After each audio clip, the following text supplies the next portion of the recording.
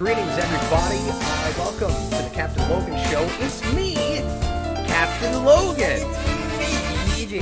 Ah, you threw the whole thing off. I didn't even get to introduce you. You just had to jump right in there. I don't get no introduction. Welcome back to the Captain Logan Show. Tonight, we're going to talk about Spider-Man 4 and what seems to be happening with that movie. We've got lots of other news to discuss tonight as well. Jason, there's something different on the screen tonight. I don't know if it's going to work at all, but what's down there? I threw it up. There's a jar. What's down there? There's a mug. It's a mug. That is supposed to show super chats and subscriptions and those sorts of things. We'll see if it actually works. The box that I've been using for years to credit people when they leave super chats, because I just like people's names to be up there and people get credit for it, and also just to let people know we're taking super chats on the show. They don't let you use it anymore. It has just gone away, I guess, for the most recent OBS update, and so I had to replace it with something, and that was another widget it had. So we'll see if that thing works, and if it doesn't, you'll just have a semi-translucent glass to stare at the entire show. So, yeah, I'm interested to see. No pressure, nothing, but I'm interested to see when somebody does either leave a super chat or maybe a new subscriber subscribes or something. We see if that thing works. Yeah. So I'm excited to find out about that. Hey, I want to do something a little bit different tonight, Jason. Sometimes we do super chat goals on the show. We haven't done one in a few weeks. I think it's been a while since we did a top super chatter thing or a goal. But tonight we're not going to do that. We're going to do something kind of like that, kind of related. Tonight we're going to do a Patreon thing. So if you are not currently a patron, or you are a less than $10 patron, and you want to become a Patreon producer and jump onto at least the $10 tier, or even if you want to go to the $15 and make a request, you could do that as well. The first person, and I don't know that we'll have more than one tonight, or even any, but I'm saying this in case more than one person does it. The first person, and I'll check at the end of the show, that we see subscribes to Patreon tonight at least the $10 tier will get to choose next week's movie for the Superhero Rewind Commentary Project. Oh, wow. Yeah. That person will get to pick that, because we let the $10 tier patrons help us with that, and we usually do it as polls, but we're just as an incentive to get on there, we're gonna let somebody pick one. Can I give you $10? And no, you work here. You're not eligible for it. I'm not eligible. Yeah, but I thought that might be kind of a fun one. So if anybody is inclined to do that, and then the very next week after that, I haven't talked to Austin about this yet, but we probably will do Joker next after that, since the Joker sequel comes out at the beginning of October. That is I'll talk to him and we'll get that solidified. That's probably the next thing that will happen. And if you want to do that and get to be the person that picks the next movie for Rewind, it just has to be a movie on the list that we haven't done as in the official commentary project set yet. So we've done 28 of those so far. And it needs to be at least 2 years old. Did I say that? Yeah. Did I say the 2 years old part already? I don't think you did. Okay, so those are really the great, and it needs to be on the official list of movies that qualify, of which there are many, and that is on Austin's Letterboxd, which is in the description of recent episodes of the Superhero Rewind Commentary Project. So that's the spiel there. Also, part of the reason I wanted to do that is we're going to do a hangout on Saturday with those guys, and you can come hang out with us if you are part of that tier on the Discord, on the live.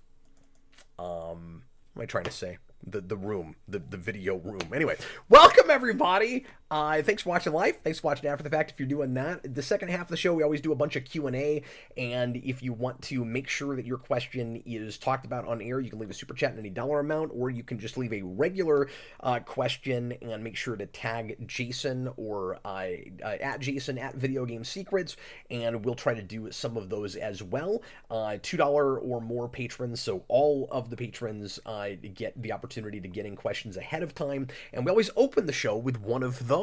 Yes. With our semi-newly minted format. Although this is, what, our 5th or 6th show together now? Yeah, I think it's been regular show together? Yeah. Yeah, so it's cool. It's starting to feel like the norm now. Oh boy. Oh boy. Oh boy. In the second half of the show, Jason will do his segment at the beginning, which I'm excited about, and he's gonna do some kind of mini reviews, right? Some manga recommendations. He's gonna talk about some recent mangas that he read, and we're gonna do something kind of special at the end of the show. Oh boy. Anyway, so Jason, give us how are you doing, man? I'm doing pretty good. Having kind of a busy week. Yeah. Got a lot going on with dance and stuff. Yeah, I started the new dance schedule, and it's crazy. So. Yeah, sorry about that. It's all right. You had to go to dance for like 5 hours and then do a 2-hour Beetlejuice review. Yeah. On Monday. That was a crazy night. I was tired, and I tried to go back and watch that, and I just had the most nothing expression on my face the whole time. Were you so just funny. That disappointed? No, or you just haven't found really your tired. Camera face yet? Oh, you were just tired. I was just tired, so I was just like. Do you do that? Do you go back and look at yourself very much? Not that or much. Look at shows that we do together? I don't like looking at myself. Okay. Looking back at. So you don't have vanity about it then? No, I don't have vanity. Like, look at how handsome the moderator is. Oh wait, it's me. Huh? Okay. You're not a moderator. No, I know. I was imagining if I were you, looking back at the. Should we get the show started at some point? I found a AI thing that can make your hair different colors, and I made my hair red, and it looks awesome. I'm like, cool. Man, I want to dye my hair red now. Okay. We just got a super chat from Travis Mitchell, which I think we can just go ahead and knock out real quick because it's not a question. Sure. You want to go ahead and read that? Yeah. We got a $5 super chat from Travis Mitchell. And he says, long-time listener. Love your videos. Well, thanks, man. I really appreciate that. That is not a name I immediately recognize. Is it one that you immediately recognize? No. And I assume saying a long time. He didn't say first time super chat or first time caller or that kind of thing. But you know what it does tell us though? The jar seems to do nothing. We'll see. So the question is, are we just gonna leave the jar? Oh, there it goes. Okay, so there's that's the other thing I put in there. There's like a Oh. Whoa! It put balls in the jar. Okay, that is really cool. Whoa. So was it that exciting? I wasn't expecting that. Jason just acted like he was on a roller coaster. So I put in a ticker tape thing that I took out and then just briefly, the reason I said the other thing, just briefly, I thought, oh wait, maybe I forgot to take it out. And then it turns out that that's part of the jar. So the jar is working. We might want to rearrange this and put it somewhere else because the way the words scroll into us is kind of silly. But that's great. That's crazy. I'm actually excited about this. It's kind of fun just to see like balls in a jar. But the thing is you told me that there was a thing that you were going to put that had the scrolly thing. And I thought you would just kept it there. That's what I thought. Accidentally, and then it just dropped balls, and I was like, wow. You actually, can you not say that phrase ever again? Anyway, so the point I was making about this being Travis Mitchell's first comment ever is because I'm pretty sure that's the case. We gotta do the thing. Yeah, it doesn't say that. I wanna take you for a ride. We're just gonna assume that it is, and even if it's not, you get a freebie.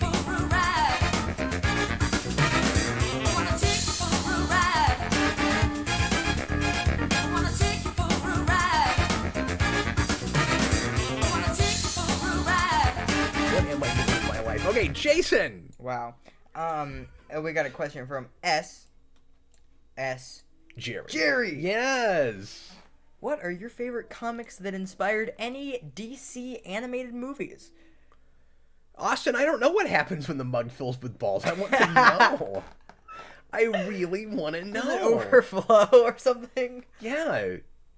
Do they just start popping out at the sides? Yeah. Anyway, I'm sorry, what was the question? That's the super chat goal. The super chat goal is you get to see what happens when it overflows. Yeah.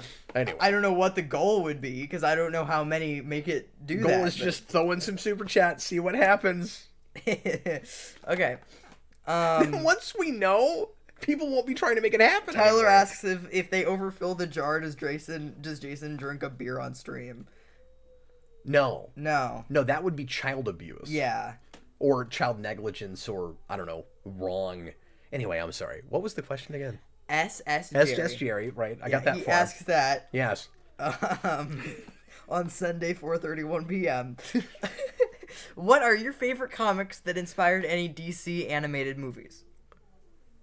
Okay, so what's interesting about this question is very few of them inspired movies that ended up being great. Right, but what's your favorite comics that actually inspired? Okay, one of those, and you know what? I did look at that one earlier. I don't always see them ahead of time. But that one, I'll answer the question in a second. But I gotta say this real quick, Jason. That one had me thinking it might be neat if Austin and I at some point did like a mini series within Comic Vault where we tackled comics that were adapted into movies that we've done on the show already, but haven't done the comics. Like that might be a cool thing to do. Just like really focus on those. Injustice is one. Injustice is a terrible movie, but I really like the first season of comics. I've not read much past that because I've heard kind of bad things about the subsequent seasons. Although I've read probably the first quarter or half of 2 and I was enjoying it okay, but I fell off of it. But yeah, that's one. And then there's Gotham by Gaslight, which is one of, if not my favorite, Elseworld stories. But that movie was a mixed bag at best. I wasn't a big fan of the twist with that. And in order to pad it out, it had the opposite problem that a lot of those things have, like All-Star Superman, which would be one. A lot of people love All-Star Superman. The movie's okay. It's kind of middle of the road for those adaptations, where some of it is adapted okay, and then it's too short, so they kind of just skip some stuff. And some of what they skipped, I wish they hadn't skipped, and then it feels rushed at the end, if memory serves. It's been a while since I've seen that. But with with a lot of those, the problem is you're trying to take a buku amount of comics and dwindle it down to 70 minutes. And you have to cut some really hard narrative corners. And the problem with Gotham by Gaslight is it's so short, they had to do the opposite and add a lot. And it was fun to see a lot of characters that weren't in that original book in that, 19th century aesthetic. But I didn't love the writing and I didn't love the ending. Yeah. But yeah, there are several. Those are 3 of the big ones, though. Yeah. And then obviously Death of Superman. But those are terrible. And were adapted twice, and both of those movies are not very good. Were adapted twice? Yeah, because in Oh, well. the first of those in '07 was Superman Doomsday, Doomsday, and right. then they did the 2-part Death of Superman, Reign of the Superman, Yeah. which is not good. Not good. Okay. Yeah. I won't watch it then. I sat through Doomsday. Oh, I hardly sat. I barely sat through Doomsday. That was terrible. How is that the first thing you chose to review? Yeah, why How did did I you start even with think that? of that? That's a question. I don't know, because Death of Superman's one of my favorite things in comics, and one of the things that gets me into the hobby. Yeah. So that's probably why. And it's not like I was glowing about it even back then. I think some of it too was I was thinking, let's do something that I'm pretty critical of, so that I can flex that muscle and set the tone for that show. Make it like this isn't gonna be just I'm gushing about every movie. Yeah. And so open with one that I'm more mixed on. Yeah. To it's not great. And I mean, I've turned against it even harder since then, but I didn't love it in the first place. And then I think I did Batman as the very next reveal. Was 89 next, or was X-Men next? I forget now. Yeah. It's been too long. I think it was. I think it was X-Men. maybe X-Men, and then Batman was the third Yeah, one, I maybe. think so. I mean. And then look after it that, up, I couldn't but- tell you. I know Daredevil was real early. I know Superman, the movie was real early. But anyway, memory lane, folks. Oh, boy. Okay, great. $2 super chat. It says hashtag fill the jar. Yeah, and it made it copper. There's copper ones now. Oh, weird. I wonder if they're different colors based on the dollar amounts for the super chats, Could be. because there's kind of tiers of them. Yeah. Like depending on your character count, it's different dollar amounts. Yeah. So it's like, you know, and this kind of sounds like Patreon tiers. It's like 2, 5, 10, I think, and then it goes up from there. Austin says X-Men was the second. It's weird you know that. Thanks, man. Pros and cons guy just put in a $2 super chat. Would you? I'm doing your job for you. Would you go ahead and read that, and we'll go ahead and launch then into the news, Yes. because that's the next thing we need to talk about. Okay, well, $2 from Pros and Cons guy. There might not be a Spider-Man 4. I'm not sure what has him saying that. I have been hearing lots of rumors and possibly confirmed news about this movie, and none of it has been there's talk that it just might not happen, might totally fall apart. I guess the only way that would happen would be if Marvel and Sony simply could not have a consensus on it, and there's no way with the popularity of Spider-Man that the project gets completely shelved, so much as they just have to keep putting it back because they can't come to terms with what it should look like and who should make it and all of that. Because that happens a lot with MCU, with directors, where they'll bring in somebody, there's creative differences, they fire them, they put somebody else in. That's the, 8-year history of Blade now.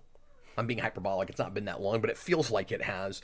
But that's happened with projects going, I don't want to say all the way back, but pretty far back. Like, famously, Ant-Man was weird because there was a major director that worked on that for a long time, and then creative differences left. I actually did not know about that. Yeah. I mean, obviously, I was young when that came out, so Yeah. I didn't know that had that. That came out the same year as Power Rangers 2017. So I think around the same time. Ant-Man? Was it not? Ant-Man's 2015.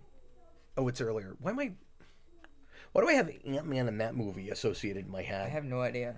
I think it's just because we saw them in the same theater, and that's not a theater I go to very much. Oh, that sure. must be what it is. Why did I Could be. think that?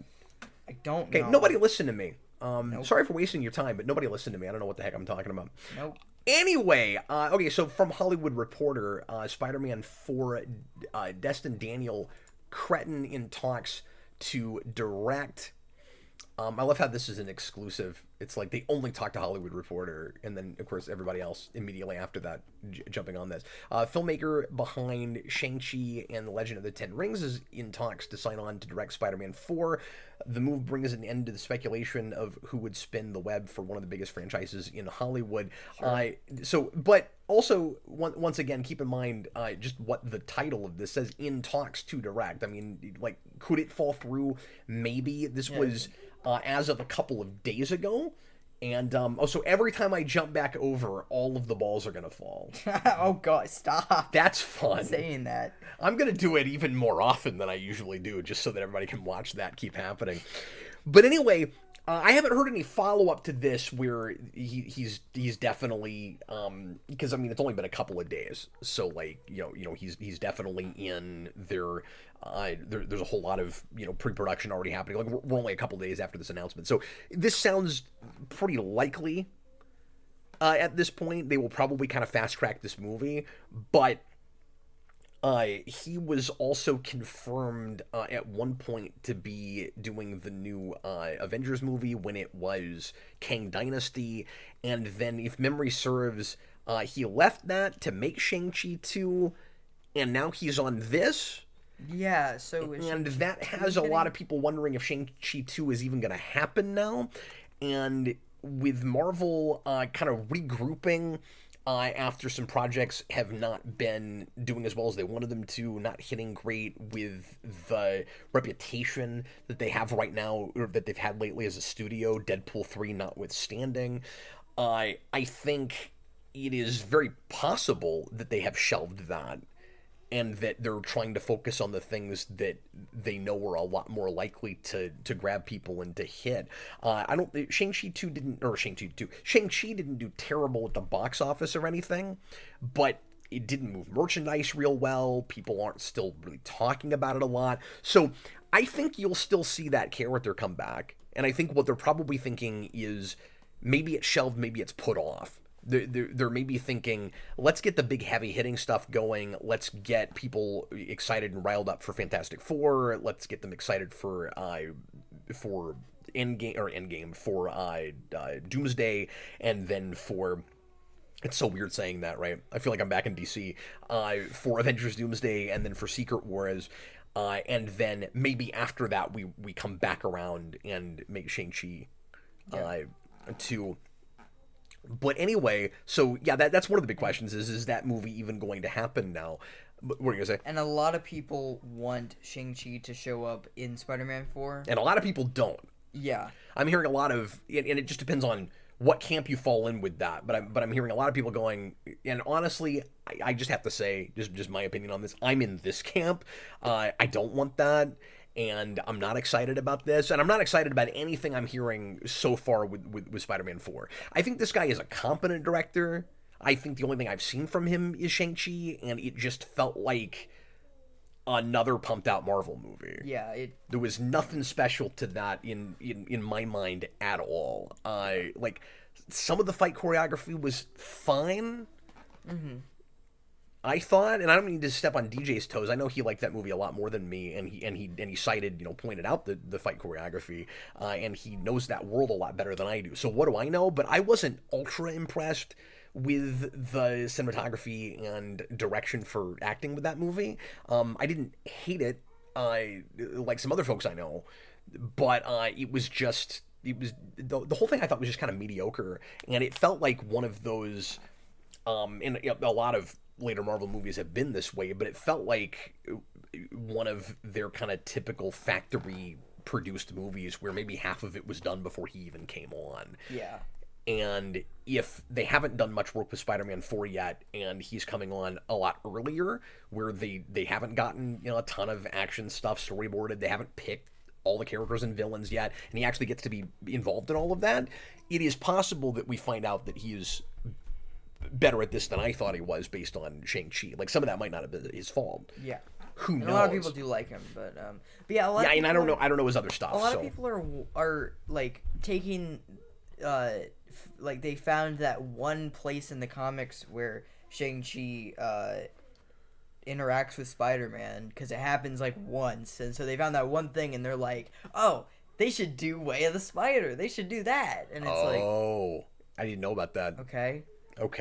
Well, the reason I can't get super excited about that, and could you tell a good story with the two of them? Yeah, possibly, and do another team-up thing, is every one of the Spider-Man movies has been a team-up in some way. And it would be really nice for Spider-Man to finally get a more intimate, more down-to-earth, more street-level, just Peter Parker-centric, more downbeat, maybe even more somber and to some degree dire for some of the movie, film, after his whole world falls apart and is crushed at the end of No Way Home. However I might feel about that ending, because I don't like that ending, and I don't like the kind of one more day of it all, which I was always worried that they would do, and then they did that. So I can't get excited about that status quo. But if you're going to do that, it would be really nice for it to be, and it's maybe weird that I'm saying this, at least at first a little bit more soft rebooty, where it's just it's him in a totally different situation. He's on his own. He's all by himself. And life is just kind of pressing down on him. And then maybe eventually when you get past that movie, his life gets put back together, and you could slowly or otherwise bring some of those characters back in. But if you have to have the nobody knows who Peter Parker is anymore status quo, couldn't we at least explore that and live in it for a little bit? Like, I don't like it, but he didn't get to have a secret identity for all that long either. Yeah. You know what I mean? We break these status quos too quickly. Yeah. And so I'm not excited about any of what I'm hearing with this. Zendaya is said to be coming back.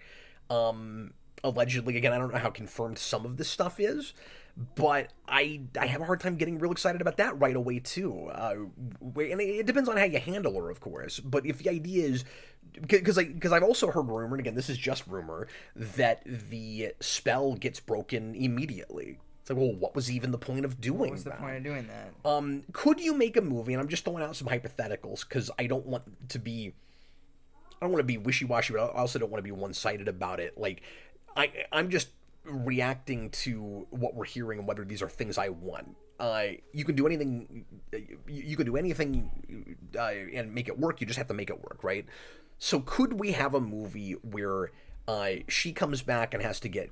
Let's forget the spell gets broken right away.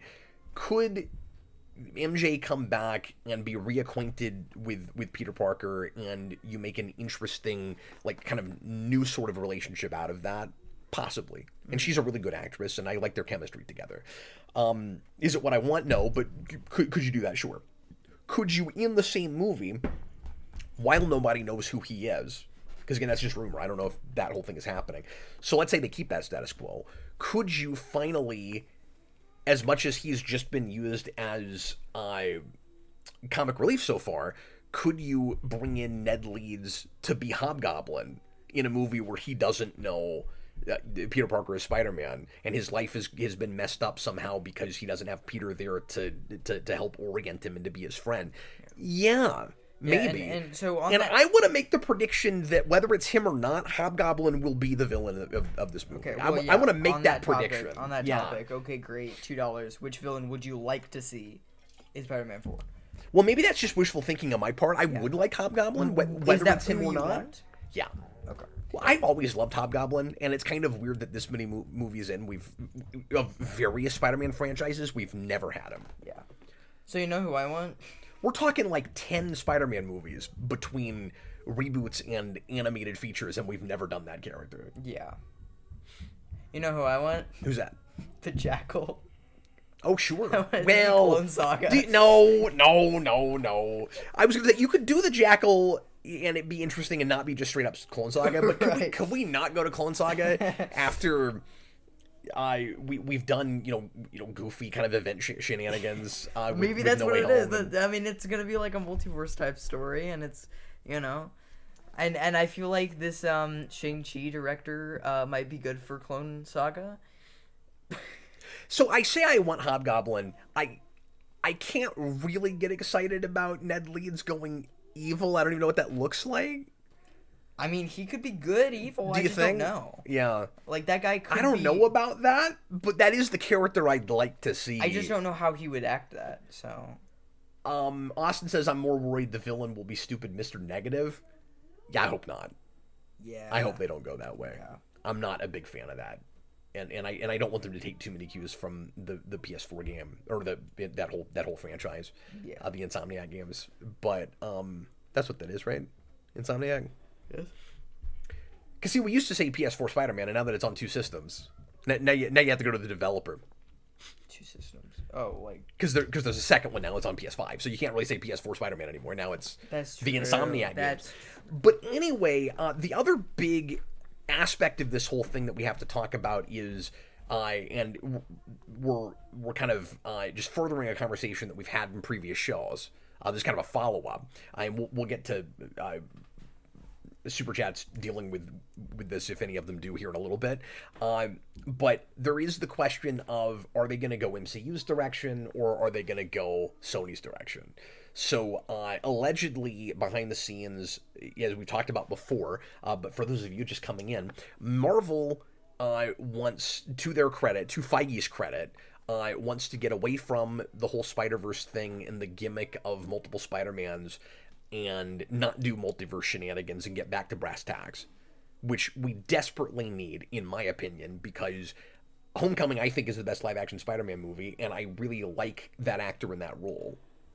And we just haven't furthered his story in a very satisfying way to me. I always felt like Far From Home was too much of an interlude story, and No Way Home really forces a big character death to have the typical Parker Luck thing finally, and that's not where I wanted to see all of that go, and it's sad to me. So I hope Marvel wins this out, but Sony, because No Way Home made so much money, really wants to basically make a No Way Home 2 and follow suit with the Spider-Verse movies and just makes Spider-Man about nothing but multiverse now, I guess. And the rumors, and again, they are rumors, that I've been seeing all over Twitter pardon me, that was a great sentence, are that they've been fighting about this still behind the scenes and that they might be coming to some sort of weird compromise hybrid concept.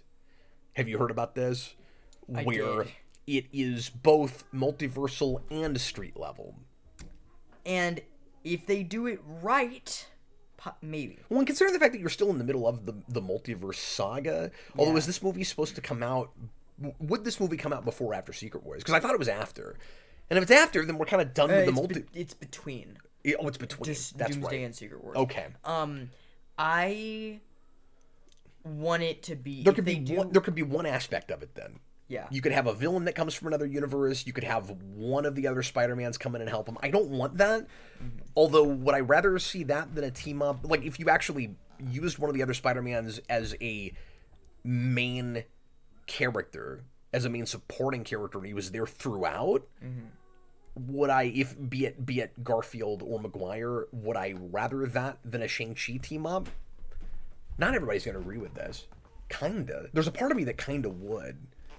I feel like that's blasphemous to my friends that are really done with multiverse, but there's a part of me that would rather see that. This is my opinion, folks. This is how I feel about it. Want, if they do a multiverse story, another multiverse story, and it is interesting that multiverse street level thing. I don't really know how that would entirely work, but probably something like what you're saying. But if they do something multiversal, I want it to be a more simple plot, like Multiverse of Madness, where it's not huge, but it's just like it's a very simple plot. There's like, aspects of it. There's multiverse involved, but it's a simple concept. But it doesn't feel like a gimmick to the point where that's all there is, Right? And it's just callback after callback, and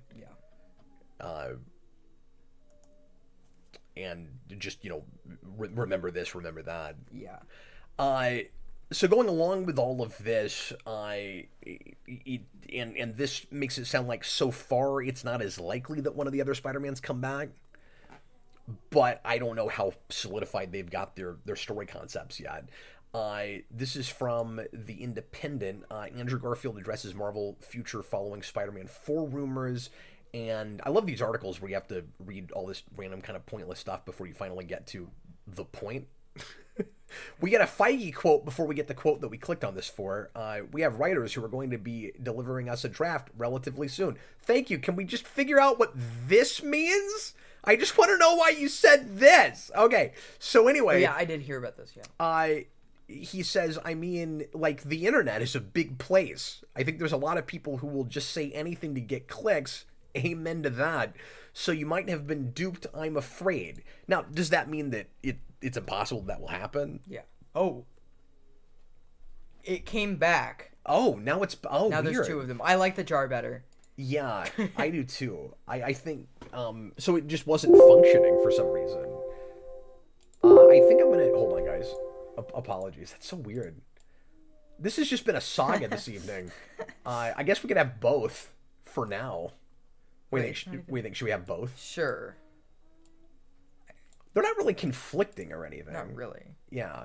We'll just have them both here.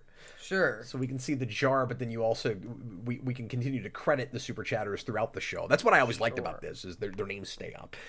Anyway, apologies, folks, for all the shenanigans with the insanity happening on the board tonight.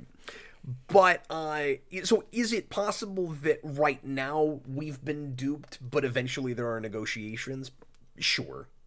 But when Sony says we want a multiversal movie, we want it to be No Way Home Part 2, it doesn't necessarily mean that both of them come back. And it doesn't even necessarily mean that either of them come back. You could do other things with previous movies, with other universes that don't involve them. But I still imagine that's what they wanted when they said that. Yeah. Anyway, any final thoughts about this before we move on? I'm not excited about this project yet, with what little we're hearing about it. But I think I had something maybe 5 minutes ago, but I do not remember what it is. So I think we're good to go. Okay, well, somebody said they, oh man, 1610 Man stole something that I was going to tweet the other day and totally forgot about it. He said it should be called Spider-Man Homeless, and what I was going to tweet out is Spider-Man Homelessness. Yeah. I like that. So somebody, I forget who it was, said that they're just waiting for the next Spider-Verse movie and doesn't really care about this stuff. And I wanted to address the rumors about, because this was going all over the internet, in again Twitter especially. Garfield is just right that, like, you can't trust anything. Yeah. And you get these, especially now that I'm back on Twitter, that drives me crazy, where you'll see these tweets where you have to keep reminding yourself, just because somebody declares something in a self-assured way that sounds like a headline doesn't mean it's real. And there are whole Twitter accounts that I think are making money that exist just to make up headlines and make you think for a second they might be true, or like tell half-truths or quarter-truths or 1/8 truths that where there's a grain of salt to it, but if you look any deeper at all, it's extremely misleading. So anyway, nobody knows where exactly this came from and why it caught wildfire and everybody bought it so quickly. But a few days ago, there was this report that Sony had, and it was very specific. It was one of these leakers that, well, and when I say nobody knows, I don't know who the leaker was. Somebody probably has that, but I don't know where something this specific comes from, where a person is so sure about it, because it turned out not to be true. So this is from Variety. Spider-Verse producer Chris Miller denies report that Sony scrapped most of the third film and says the reels are coming along nicely. So what we were hearing bandied about everywhere, and it seemed probably true. That's what I'm saying, is you can't know. Was that they had there were creative problems between the creative team making the next Spider-Verse movie and Sony, and that Sony was forcing them to scrap most of what was there already. And we're talking like full animation. They had made a lot of the movie, and this was what was alleged, and that then we weren't going to get a movie until after 2027, or like 2027 at the earliest. And a lot of people were up in arms and going, well, God, nobody's even going to care by that point. You know, that's insane. And it already sucks that we have to wait as long as we do. And I say that with an asterisk, because I get why it's taking longer, and it's fair that it's taking longer. I'm going to be Thunderbolts and have an asterisk on this. But when you get to the end of Across the Spider-Verse and it ends on a giant cliffhanger like Matrix Reloaded or something, and they're doing that old school, we're going to have a trilogy, but it's really just, kind of like Back to the Future. It really feels more like one standalone movie and then one big sequel that's split into two. You want that sequel to come out like 6 months after that. You don't want to wait 3 years because you didn't even get a complete story. You're halfway there.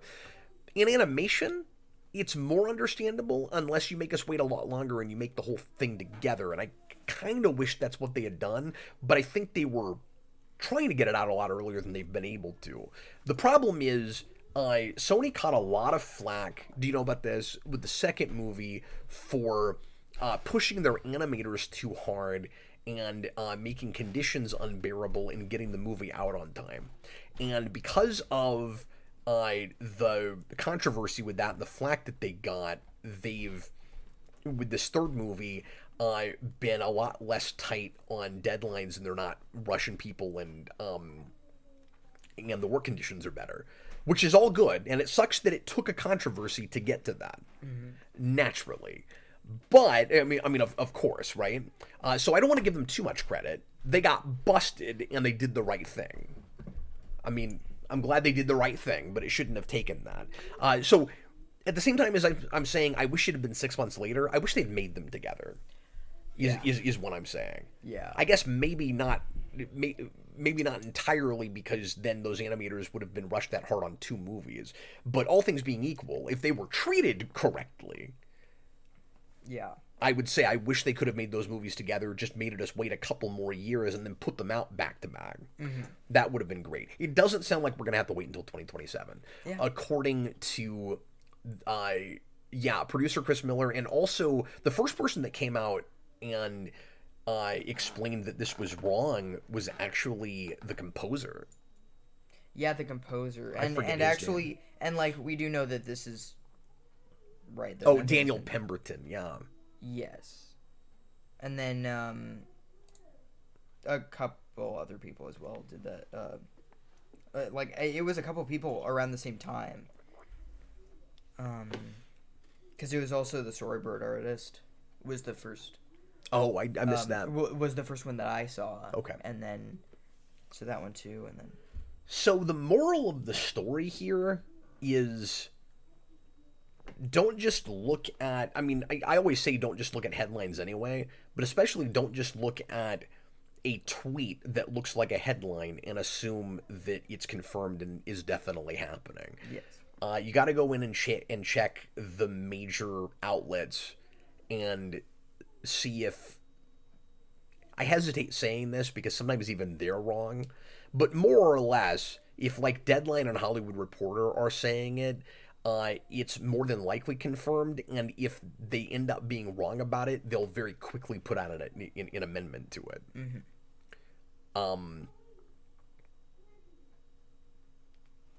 Yeah. But that's the moral here, is just don't immediately buy everything. No, I completely agree with that. Because my first day coming back to Twitter, I saw all of these quote-unquote reports, and I went, wow, this is either a really busy news week, or there's a lot more that gets shown on Twitter than I ever hear about. And then like half of them turn out to not be true.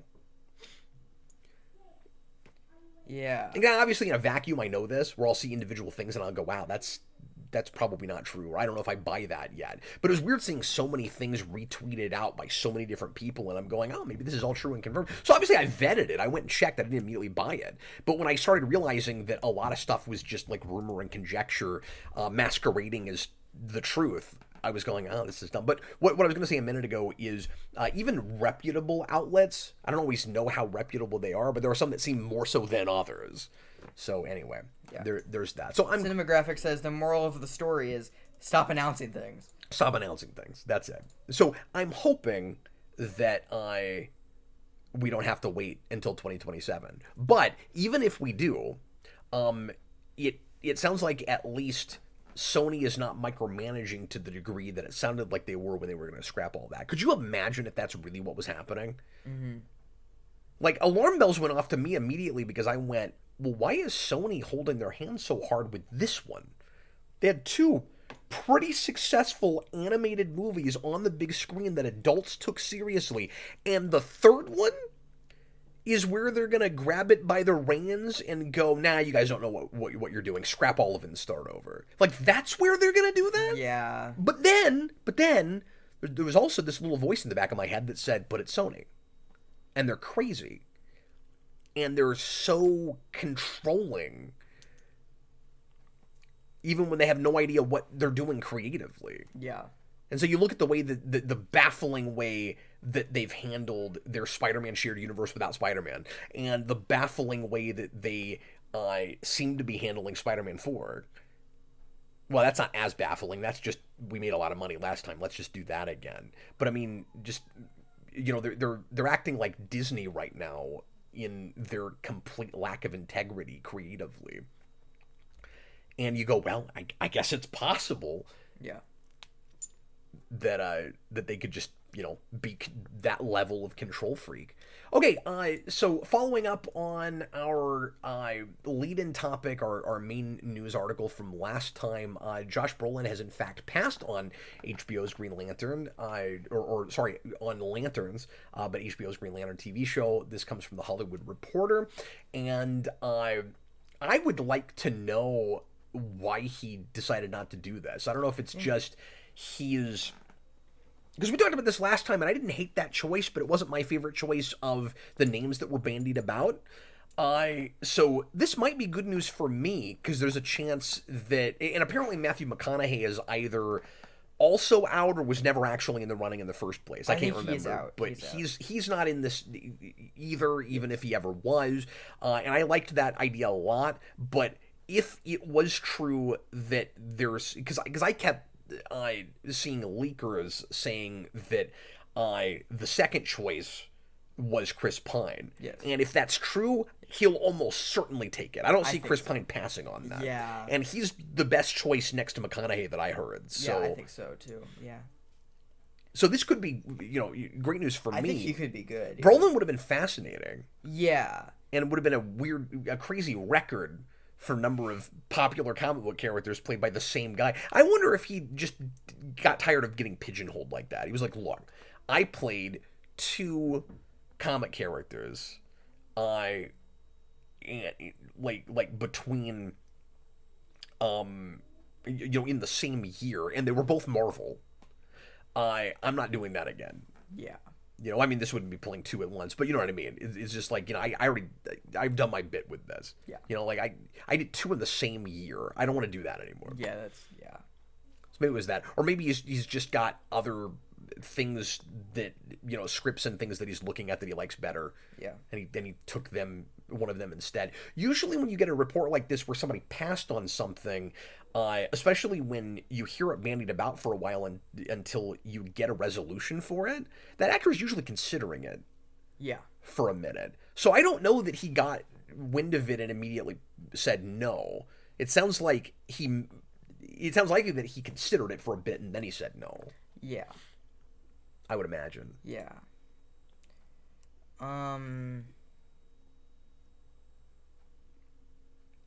But what do you think about that? Yeah, I think Chris Pine is probably the best choice now that Brolin and McConaughey are gone, are not doing it. I think because another name was, like I said last week, Ewan McGregor, who I don't know. I don't like that idea. I don't like that. Yeah. Austin and I talked about that, and he said no, cast McGregor as Green Arrow. Yeah, he did say that. And that's a better choice. Yeah. Absolutely. And then another name that I've heard bandied about, and OK Great just mentioned it, is Timothy Oliphant. And he said he wants them to cast him. The only thing I know him from right off is I have to say original now because there's been another crappy version of it, but the mid-2000s Hitman movie. Okay. And I don't love that choice either, personally. But not to step on your toes, OK Great, but I'm having a hard time seeing that. But I also haven't seen him in much, so there might be that great performance that would tell me, oh yeah, he's or just that performance that he's more right for Green Lantern than I'm seeing. Yeah. For Hal Jordan, but Anyway, let's hit a couple more quick news items before we go to the break here, Jason. Yeah. I like being able to take our time with these things in the first hour now. Yeah.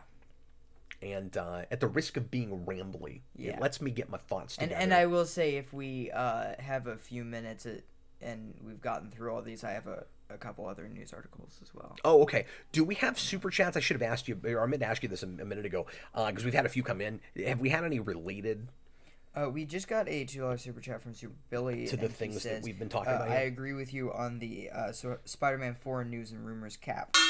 Oh, thanks, Super Billy. Yeah, he and I have.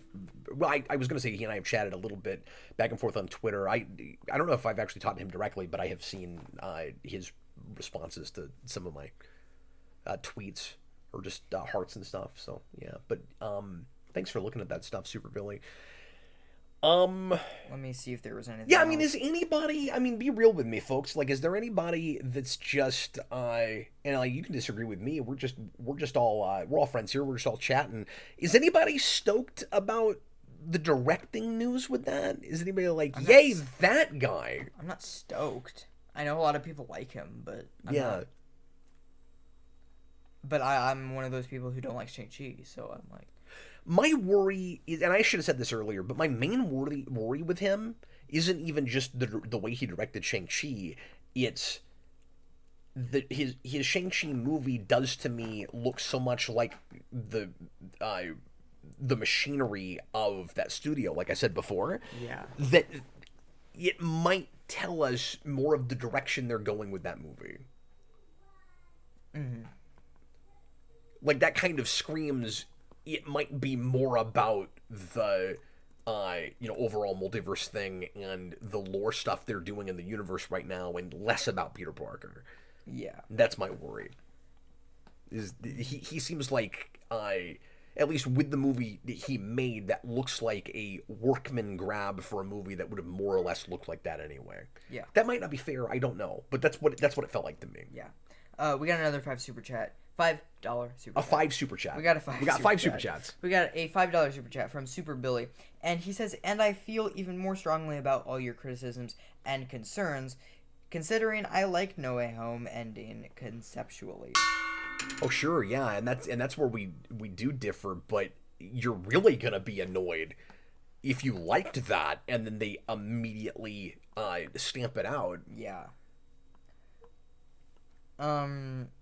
And then we got a 5 super chat from Pros and Cons guy, and Thanks, man. Maybe help me figure out what he's saying here. Oh sure. They start like a team up, but the climax has Spider-Man facing the villain himself. Iron Man did not stop Voucher. Doctor Strange was trapped until the end. Okay, I mean that's valid, but it's also just becoming such a formula. What he's saying is, yeah, those movies start as team-ups, but Spider-Man has to save the day and make his own choices by the end of them. Okay.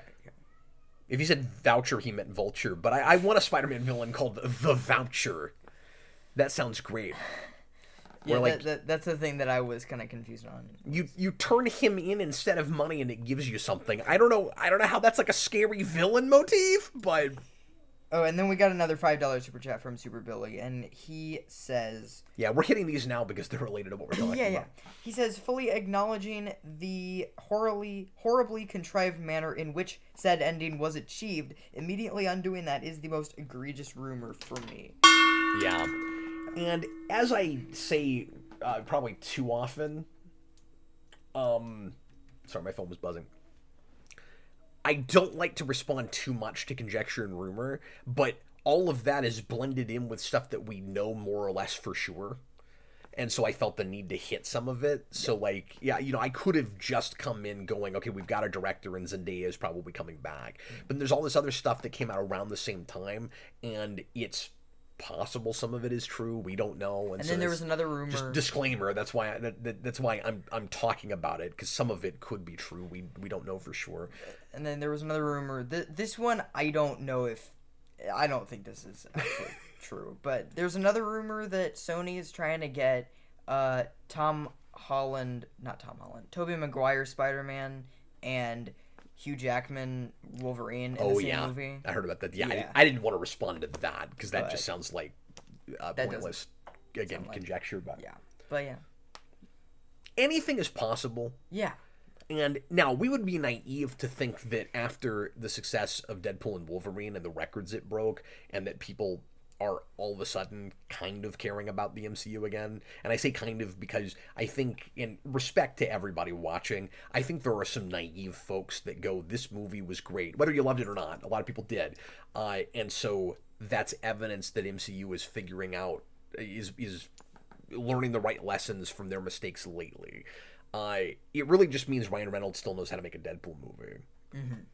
And a lot of what's fun about that movie for me is the way that he's just ripping hard into everything that hasn't been working with Marvel lately. So the hope is they learn the right lessons from their mistakes and from this movie.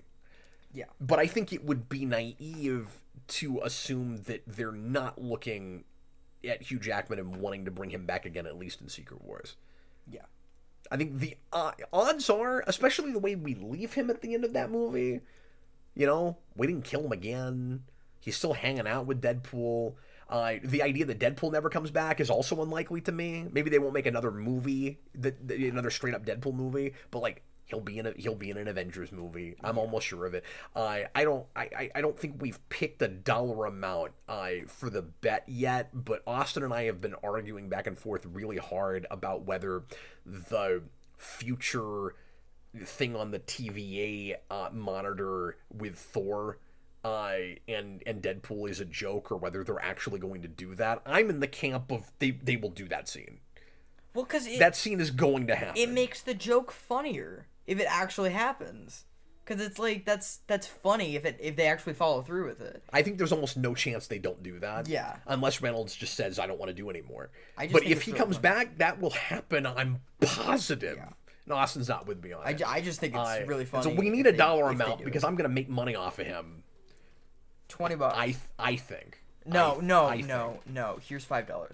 Oh, here's $5. Okay. Yeah. I don't know. Should be a higher wager. I would be willing to make that because I'm not really a gambling man. I tend to lose. This is one I'm fairly sure about. It should be a 5 super chat. Exactly 5 super chat. But I don't know. I just think it's naive to think that they don't want him to come back for that. Blushy DX says Austin is insane. I agree. Oh, he's also right a lot. Yeah, he is. Austin, like, I'm not trying to throw the man under the bus. I just don't think he's right about this. But Austin called, like, full stop and eerily close detail-wise Johnny Storm's appearance. Spoilers for this movie, sorry guys. But Johnny Storm's appearance in Deadpool and Wolverine. Yeah. He was like, okay, so here's what's going to happen. And this wasn't on my radar at all, because I wasn't thinking other Fox things. Yeah. Now, they did have the big Fox sign, and I thought it's possible they did one or two cute nods to other movies, but I thought it would all be X-Men because it's Deadpool, right? And I figured it would be, we're going to make fun of, Origins real hard, and they didn't do even a ton of that. And to their credit, they didn't spoil much besides X-Men characters in the first place because they wanted those things to get to be a surprise, which was really, really smart on the part of the marketing department, Feige and whoever made that choice. But he goes, this is like a week or two before the movie comes out. Austin goes, so what they're going to do is they're going to bring in Chris Evans, and you're going to think that it's Captain America, and then he's going to say flame on, and then he's going to fly up in the sky, and it's going to turn out to be Human Torch, and everybody's going to lose their mind that's how they do his cameo, and that they brought him back. And nobody knew Chris Evans was going to have a cameo. It's not like he heard, oh, Chris Evans has a cameo, and he just assumed he'd have a cameo, and that he would say flame on, and that he would be Fox Human Torch. Which is exactly what happened. And he got all of it All of right, it and right, he's yeah. the only person I heard say that. Yeah. So I'm giving him credit where it's due. He's not right about the Thor Deadpool thing that's going to happen. Yeah. Mark my words. That's going to happen unless Ryan Reynolds says I'm not coming back. Right. Who knows if I'm right. This is from Comic Book Resources, folks. Yes, I heard about this. Masters of the Universe eyes Jared Leto for Skeletor. Masters of the Universe may have found its Skeletor. the last person on Earth that makes sense to me to be in to get this part. By the way, Skeletor was previously portrayed by Academy Award nominated Frank Langella in the 1987 movie, which is the best thing about that movie. Yes, it and is simply correct, right? You need a Frank Langella for that role. Yes. You want a Shakespearean trained older actor, preferably British.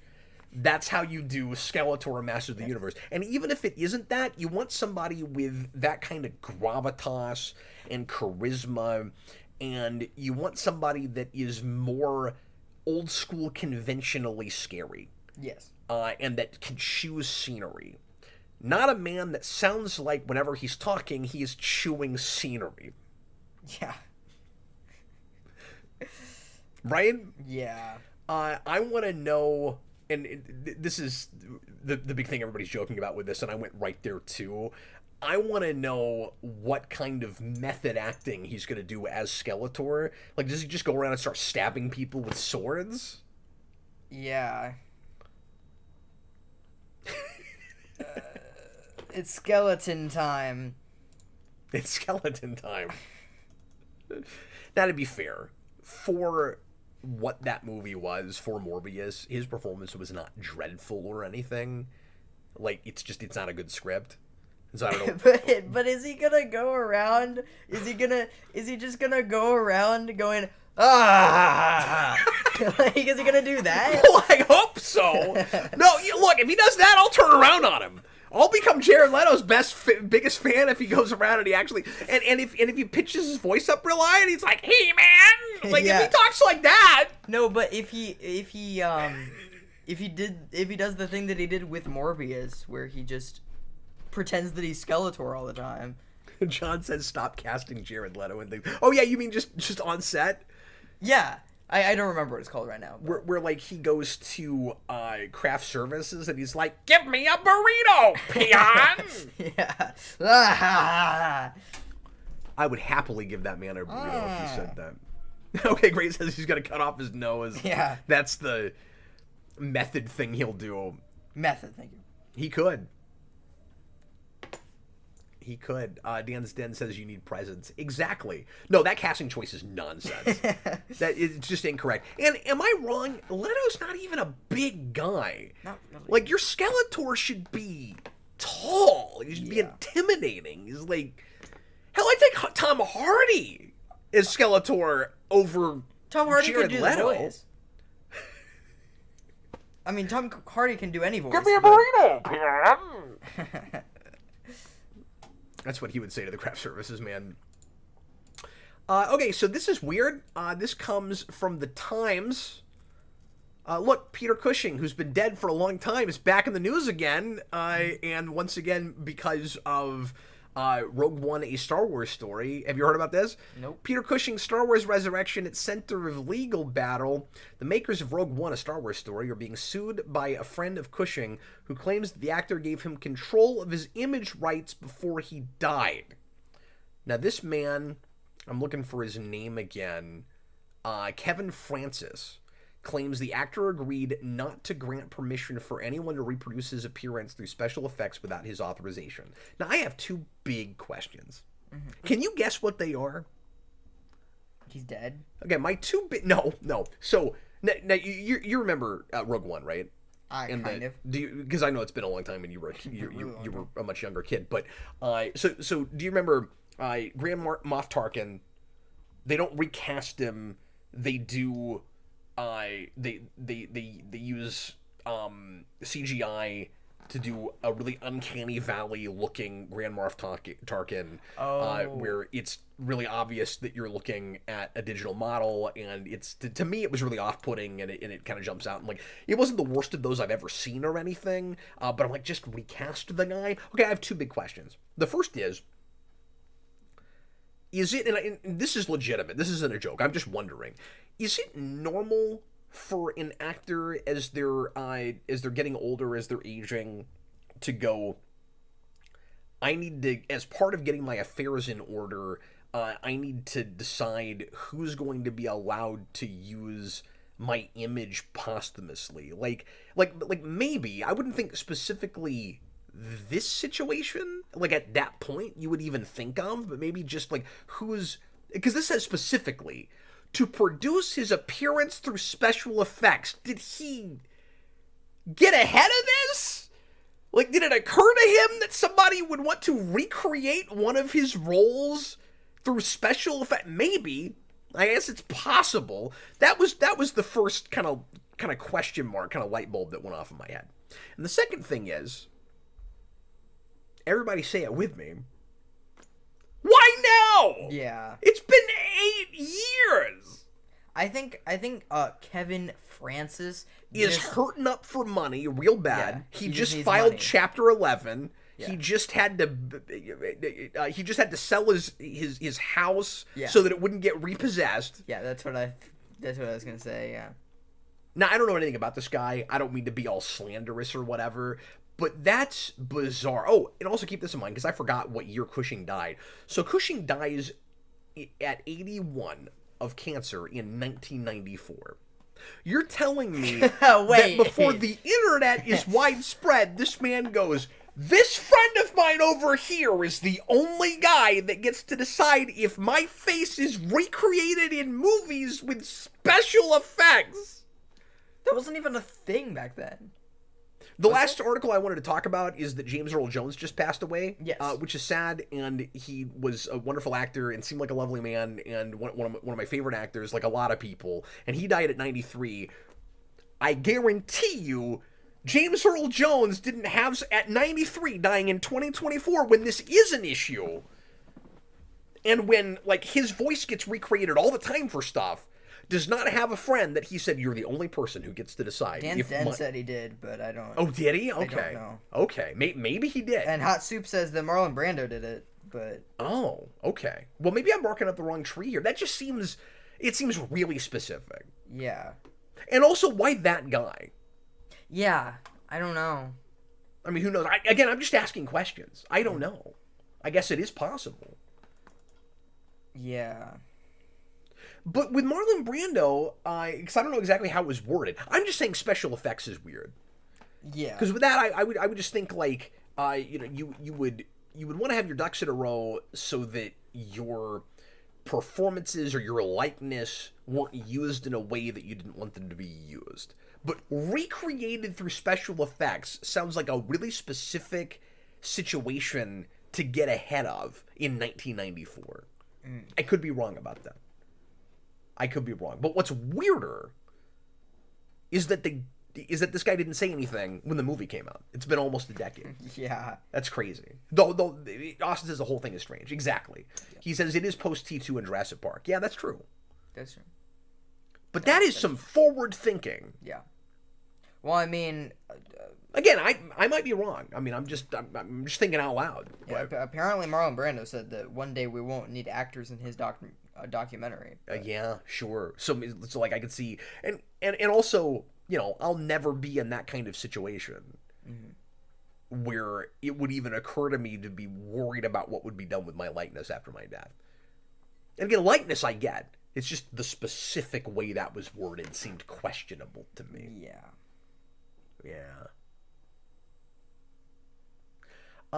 Jason, real quick, Yes. because we are past break time. Yes. But was there any news that you really wanted to get to?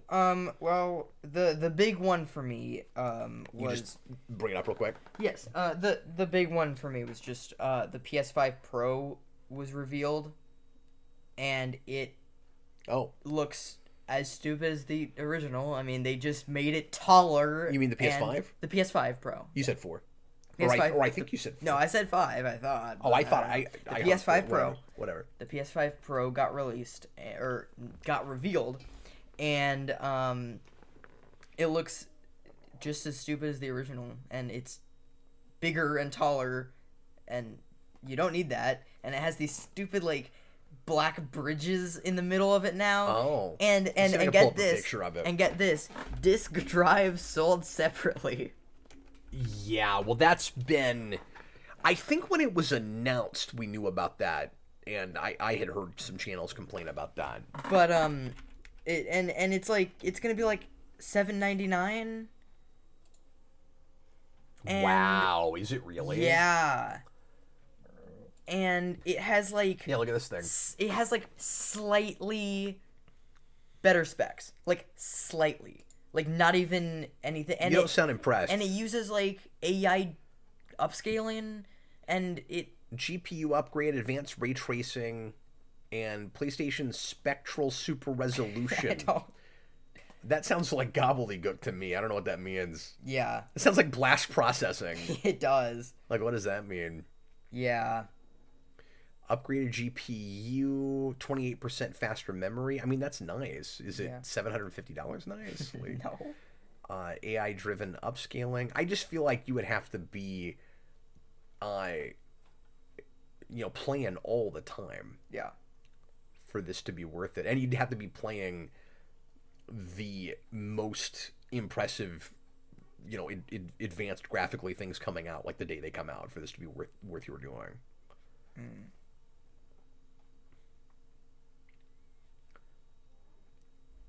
Yeah, I don't like to look at the PS5 in the first place. What but is that black? Like, what is going on? But yeah, I don't know. Less is more, folks. and then you can add the drive. That's so stupid. Yeah, and Look then at it. and then it comes out at that price. Yeah, without a disc drive. Without a drive. Yeah. That's crazy. That doesn't even. Guys, we're going to go ahead and take a break. When we get back, Jason's going to talk about some mangas he's been reading. And then we're going to get right to your questions. And we can talk about whatever you guys want to. I know we've got a few super chats from earlier. And Jason's got those organized. Hope you're enjoying the show so far. We certainly are. And we will see you again in just a few minutes.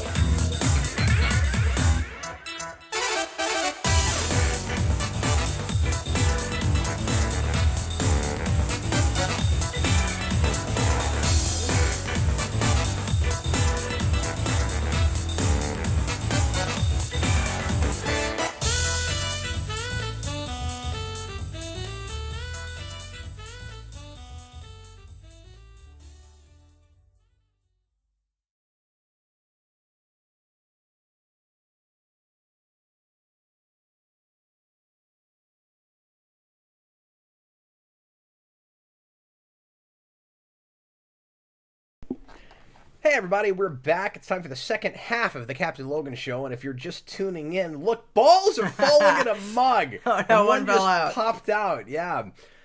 So you can't count them all. It's not going to be the number that it should be. I don't know how many are supposed to even come in there, because it looks like different colors for different dollar amounts, but also looks like a different number of. But it looks totally random to me. Yeah. I have no idea if there's any logic to that at all, but I think we're going to keep using it. We should. 'Cause it's I'm funny. actually I'm on the fence about keeping the box right now. Yeah, I don't know. But I think between them, if I only kept one, I'm keeping the mug now. I'm keeping them. I mean, I feel like if you only have to keep one of them, keep the mug. Keep the mug, yeah. Well, we've got space for it. It's one more thing on the screen. Yeah. Anyway, well, welcome back, everybody. We just did a bunch of news in the first hour, and now we're gonna get to Jason's Next Generation segment, Oh boy. and he's going to regale us with tales from Japan. Haha. Okay. And then we'll do Q&A, Yes. and then we have a fun thing we're going to do for you at the end. Oh boy. Oh, I'm sorry. Before you get rolling on that, Yes. let me just remind everybody that instead of a super chat goal or anything tonight, not that we always do that, but we're going to do something. We're doing something like that, but not that. And I will check to see if we've got one yet while you're doing your segment. But the first person, and no pressure if nobody wants to do it, but the first person we see tonight who who becomes a Patreon producer on our Patreon, so patreon.com/geekvolution, the $10 tier or above will get to pick the movie in question for next week's Rewind commentary project episode. Cool. Yeah. So just in case you'd missed the memo on that earlier. Yeah. And now I'm going to check and see if we've had any new patrons yet. Jason, and then when we get into the Q&A section, we'll get to all the super chats that we haven't gotten, that we didn't talk about in the first half. Yes. Go ahead, sir. Okay. Yeah. So in this episode of Next Generation, I'm going to be talking about the manga that I have been keeping up with lately, and the manga that I recommend, because I probably wouldn't have been keeping up with them if I don't recommend them to you. So there are 3 manga series that I have been regularly keeping up with, and I'm gonna, in no particular order, I'm gonna start with my favorite one of the 3 though, and that is Blue Box. It is a kind of romantic story. It was the first kind of rom-com that I got into as far as manga went, and it's a very good first one, and I know a lot of people who are used to that genre don't like it very much, but it was my first one, and it was a good thing, and so it has kind of gotten me into wanting to read other ones as well. So I have started Nisekoi, and I'll probably do a review on that once I finish it. But Blue Box is basically a love story where there's 2 characters. There's a guy who's obsessed with badminton and a girl who's obsessed with basketball. Oh, it is the basketball one. And Okay. can they, do they ever get together? And can badminton and basketball ever peacefully coexist? Yeah, right. And so it's basically, it's that story where, like, the guy, like, thinks the girl's attractive, but he is always too scared to talk to her, and they're, like, the only 2 people who always practice, like, super early in the morning every day at, like, 5 a.m.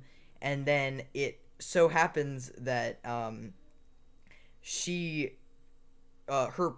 the girl's parents are moving out of the city, and she wanted to stay so that she could do her basketball tournament. So she ends up staying at the boy's house because for some reason their parents know each other, and so he has to be like, it's at the beginning anyway, there's this very tense, like, I really like this girl, but she lives with me, so it's kind of weird and Oh, kind sure. of awkward, right? And so my favorite thing about this series is Almost like if you had a stepsister. yeah, It's like you're not related, but you feel like you are. You sort of, so it gets weird yeah, because you still could have a natural attraction. yeah. So Yeah. that's what it is at the beginning. That's cool. But Is that aimed real hard at your age group? Does it yes, feel? Or... yes, it is. And you've been reading that for a long time. Right? Yeah. I mean, there's like what 150 chapters now, and Can you say there was a whole section of that started like flashing back to a character you just didn't care that much about, or was that a different book? Nope, that's a different book. Oh, That's okay. the last series I'm going to talk about. Sorry. The The only question I have about this book is how Yes. often does the word birdie come up? Not that much. Oh, okay. Not that much. But I do. My best thing about this is I do really like the mix between the love story and the sports stuff. It really feels like it's really good. I really like how they mix them together, and there is a lot more badminton than basketball. But I mean, there is a really good basketball arc with a like an old friend from like middle school or something, and I can't remember exactly what it is. But then you know, there are whole arcs where it's like, oh, the boy like Taiki has a has like a badminton tournament, and so he has to like really like practice hard for it, and it so yeah, I think you get a good mix of both of them. How often does the word shuttlecock come up? Actually, probably more. More often than Probably, birdie? yeah, probably. It's a great question. Yeah. Nicely done. This does not sound like my thing at all. No, I don't think it is. I don't really have a worst thing. If I had to come up with one, I would say there are a little too many characters. So are you talking feel about like this kind of overall, or just what it's been like Overall. lately? Okay. Overall. Sure.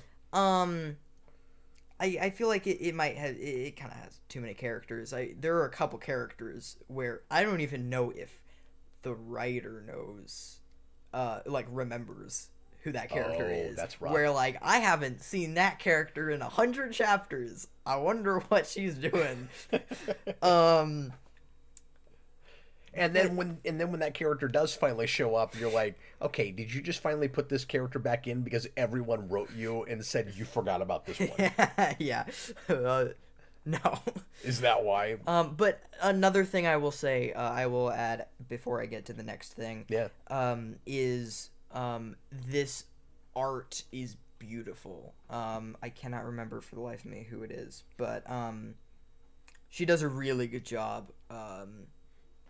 It's really pretty. I can't decide if people are making fun of just the premise of the manga or the fact that you're into it. Professor Zoom said, a girl you like that lives with you, that's like the best scenario ever. Just Oh my gosh. imagine the possibilities. Oh gosh. Yeah.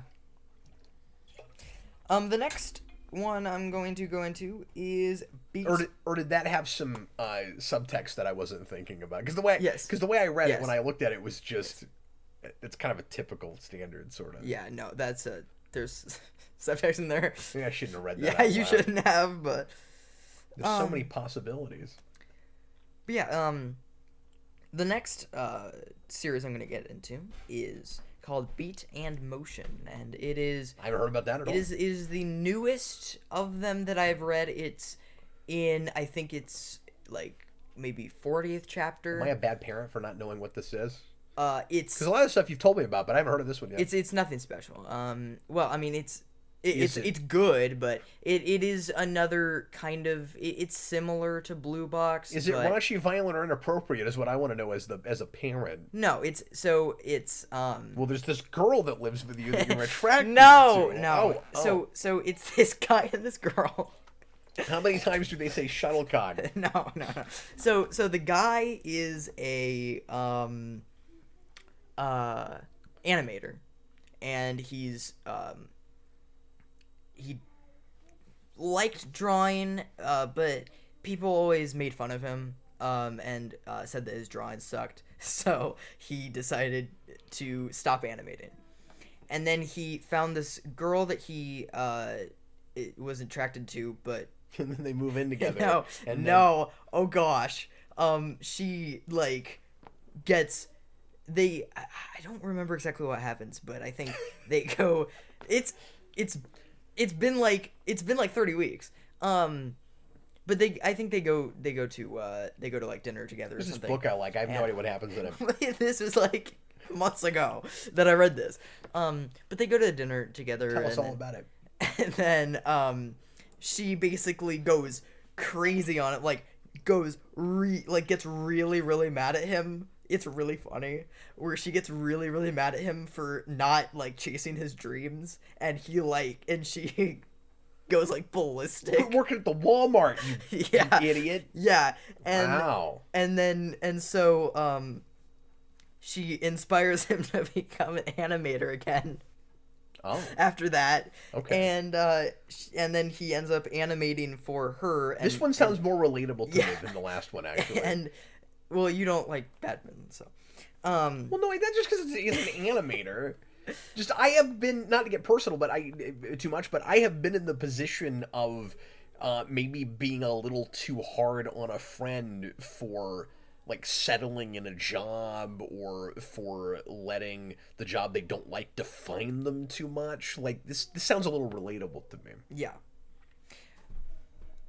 Is It that, is like- more relatable than a girl living with you. No, that makes sense. It's more relatable than badminton. Anyway, But I'm sorry, I'm making this take too long. Go no, ahead. no, it's, but she is a singer who is like just getting into singing, and she comes up with this really good song that the boy really likes, and he decides, and he wants to make an animation of it. So they work together and they do an animation, and then this is the weirdest thing. This is probably my worst thing. They start working together, and then the main character, the animator, just disappears for like 10 chapters, and you never see the main character for all that time, and it's just focused on the girl and this other singer friend that she has that has this really good backstory. Like I like all the backstory stuff and character arcs and stuff in that's my best thing. But they just go arc and then arc and then arc, and instead of like making them subplots. Oh. So what they do is they go. So you gotta arc. hang on to everything. So Remember what's happened. so what they do is they go, like, so what they do is they focus on two of the main characters, and then you don't see like it's like a two main character story, right? So they focus on one of the main characters for this whole time, and then you never see anything that's going on with the other character, and like you don't get really that much about him in the first like 20 chapters because of that. So it's really weird, but it is really fun, and it's gonna turn into a Netflix anime, which is pretty cool. Oh, yeah, Oh, and that's great. Blue Box is getting an anime, which is also cool, and I will probably watch that. Can I make an announcement real quick? Yeah, That's make all an we- That's all we announcement. do on the show is announce things. I don't think I've mentioned this anywhere yet, but speaking of animes, John and Robert and I, and possibly Jason if he can get it watched by the weekend, Monday night we're going to cover the 8-episode Terminator Zero series that dropped on Netflix, I think a couple weeks ago, and I am one episode away from finishing it. I will try to rewatch it over the weekend if I'm able to before we do that review. But we are going to talk about that on Monday. Mm-hmm. So quick plug for that. That'll be late Monday night, 10 o'clock Central Time. Yeah. Anyway, do you have other animes to talk about? I have mangas, but I have one I'm more. sorry, mangas. I have one more. Go ahead. And this one's going to be like your favorite one, right? No, Blue Box is my favorite one. This is my second favorite one. Oh, I didn't even realize that. Yeah. Go ahead, sorry. So my favorite one, I mean, I don't have a Blue Box poster, and I have a poster for this, so Right. maybe, I don't know. Right. But, I think it's kind of dipped after that character thing that you kind of brought up that I'm going to talk about. Well, you didn't love the movie either. Yeah, we can talk about that too. Okay, go ahead, go ahead. So the last thing I'm going to talk about is Spy Family, it's more on the comedy side of rom-com. Sorry, when I announced that, did I say John? You said John. John, me, and Robert.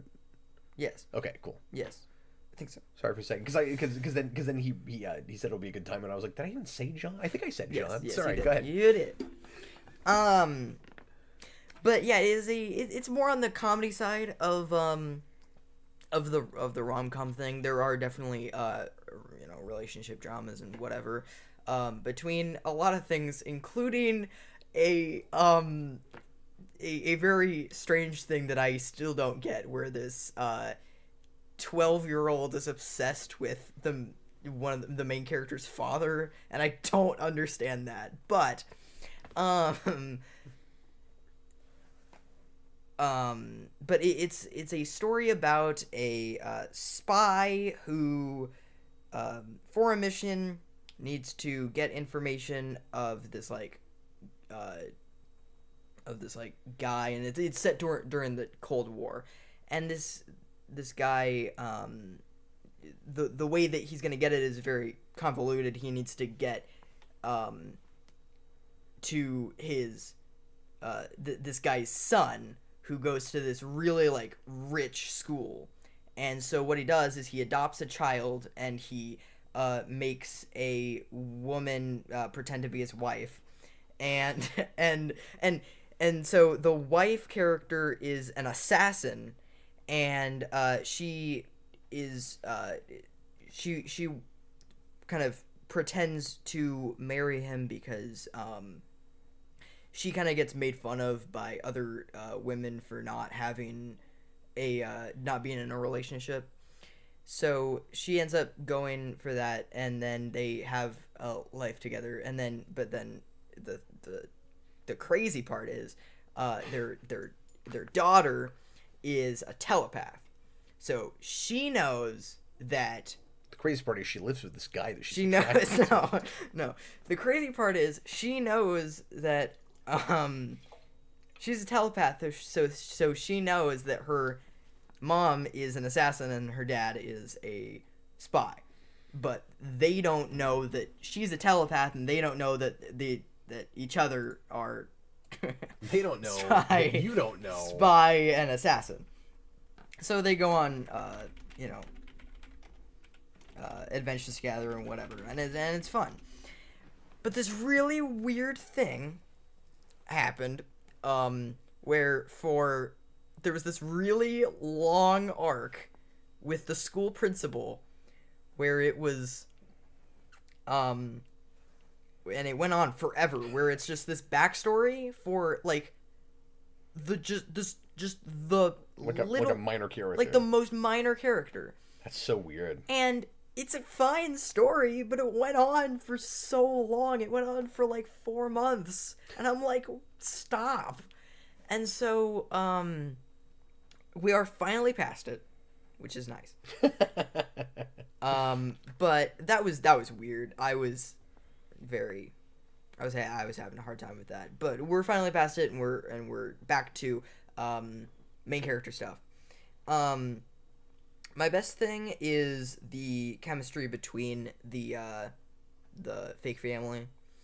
They just work really well together, and they end up. I really like how their chemistry builds throughout the story, and they end up trusting each other more. And then my worst thing is there are a couple of really annoying characters, like the assassin's brother, who works in the military and is trying to track down the spy, but he doesn't know that he doesn't know that they know that he knows that they don't know. Yeah. He doesn't know that her husband is the spy, and he's so annoying, and he's like, oh good. I don't like him at all. And then there's another. It's funny. I think in all three of these, there's some staple of manga or anime that you've mentioned that's always a turnoff for me. Really? And then other things that sound like fine enough. Yeah, but... yeah. Wait, what's the turnoff? Oh, I don't know. Like in one of them, you're talking about characters that sounded really exaggerated, like responses that are just really over the top. And Nisekoi, which I have started reading, is so much like that. There is the main girl in that is so annoying. She just keeps yelling at everyone about everything, and I just can't deal with her. Like, I'm really hoping that she gets better. I keep saying hoping. You're do it. hoping. All right, we gotta get the Q&A pretty soon. But yeah, that's my section. Okay, cool. So I if you like, I guess if you like rom-coms, then Yeah, which you clearly do. Manga. So, because there's kind of a theme through that. There was. So, Spy Family is the most popular of those three, right? Yes. But because it already part has of an that's anime. because it has an anime already. Yes. And you said you weren't in love with the movie. No, I didn't like how they dealt with comedy in it. Which is sad. That was the first time you've been in the movie theater by yourself. By myself, yeah. I dropped him off. Because you wouldn't like it. I offered to go with you, and you were like, "You're knew- not gonna like that. Why don't I just go?" Well, and I already knew about a plot point that was way worse in the movie than I thought it would be. So you were glad I wasn't And there. I was really glad you weren't there. The action stuff was good. I just didn't like a lot of the... Braden wants to know if you've ever read Dragon Maid, I have not. which I've never heard of. I have not. Do you know what that is? Yes. And a lot of people are also suggesting that I read World Trigger, which I have Trigger. thought of. I've thought about reading, but I should. And then I started Death Note at some point, but Yeah, and you've watched like a quarter or half of the anime I with think me. half of it. We'll have to get back to that. Yeah. I started one called an anime, not a manga. Recently, I think it's called Hello World. Oh, Hello Is World. it Hello okay. World or Goodbye? I think it's Hello World. And that is about a kid that escapes his regular life all the time by being in a like MMORPG. Mm. And he says the S word way too much. It's irritating. I mean, it's a But- film. But that's a really interesting. Maybe that's not what it's called. I can't remember. I'm not sure. I'll go back and It's find set in it. 2024. It's so. recent and it's on Netflix. Okay. But I haven't gotten back to it in a while. Oh, it did have an That's what anime it is. spin-off. So, yeah. Okay. See, I thought that was the title because that's the famous like startup two-word phrase that Yes. computers give you. That's why it's called that. And that idea actually comes up in the Terminator anime. Cool. It's in that too. Cool. Folks, we're going to go ahead and get to some Q&A now. Feel free to ask us anything you want to. Q&A. We'll go a little bit longer tonight than usual. I was too long-winded in the opening section, and Jason had a lot of things he wanted to talk about. I didn't mean to rush you or anything, No, it's fine. but I want to make sure that people get to ask some questions, and we can talk about whatever geeky stuff you want us to. So we already have a few super chats, but we'll give you time to throw in some more or some regular questions if you want to. We'll try to answer at least a couple of those. And we'll get to Patreon some as well if we need it. Although this is just the, what is this, technically the first week of the month? The second for this show. No, it's the second. So we should try to do at least one or two of those if we've got time. And then we'll do something fun for you at the end. Jason, go wherever you want to. And let's get started. Let's start with a Q&A. super chat. Okay, I got my mallet at the ready. I got a $5 super chat from Michael McAllister. Thanks, man. What can we talk to you about? He says, "Hey guys, have you ever thought about jumping into the Hellboy books? They are so good." I thought he was going to be like off a roof, off a helicopter. I have read a little bit here and there, but it's been a long time and not very much. He said Hellboy, right? Yes. I like Mignola art a lot. I'm just not a big monster guy and like gothic monster stuff. So it's never been a big priority for me. But I really like his art style. And I kind of just want to read more stuff with his art style in Batman. And I wish he did more Batman. You'd probably like that stuff more than me, though. Yeah. I You don't need know. to read more American I don't comics, know- Jason. I have been. I've actually been reading more American comics than manga recently. I had to catch up That's true. for this That's true. section because Is- I didn't. It's just Batgirl, though, right? It's Batgirl, and then I want to start reading Mayday Parker, and then I started Look, planning is not a major at this university. I started Dark Knight Returns, and I started Green Lantern Corps. Oh, you did? Yeah. The early 2010 stuff? The late 2000s stuff. Like, Mid 2000s. Yeah, no, that's what I'm talking about. Yes. That goes into like 2010, 2011 at least. Yeah. Yep. Awesome. That I stuff's started great. that. Yeah, you'll love that. Yeah. That's exactly what you want from Green Lantern. Cool. Yeah, I mean it's I forget his it's name. That really writer's good. great. I always like him. I might go back and read the miniseries that he did before that though, just to. Yeah, and he's, I'm sure, building off of a lot of Jeff Johns stuff. So you may want to just full on read at least the first couple, 3-4 arcs of the Jeff Johns run, like the stuff that establishes the Spectrum stuff. And then I'm saying stuff a lot. And then you also should read Blackest Night at some point. Yeah, I should. Yes. Zombicide should do a Blackest Night expansion boy. for I Deceased. should, yeah.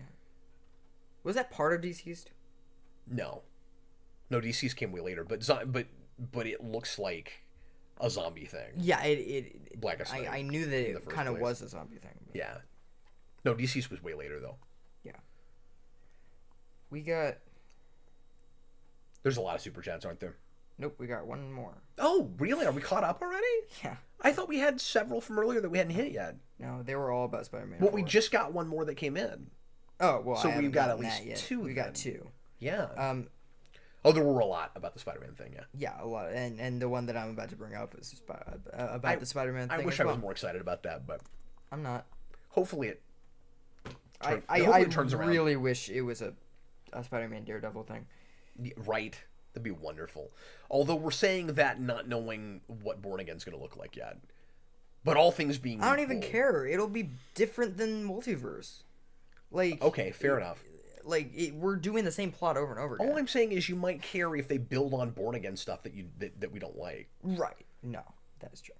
But on the other hand, I don't even know how rough and tumble Born Again is going to be and if you're going to get to see it. Because I'm still not sure about showing you the Netflix show yet. Right. I'm like this. Sound off in the comments if you think, just based on what you see from Jason week to week. Because that may not be enough to And go what on, of you course. know that I have seen. And stuff that you know that I've allowed Jason to see, if you think that he is mature enough and ready for some of the really rough adult subject matter that shows up in 'cause the I've first seen- season of Daredevil. I've seen Watchmen, Yeah. and I've seen the Deadpool movies, and I've seen other things that I can't think of right now, but Robert, stop trying to force your zombie obsession on your kids.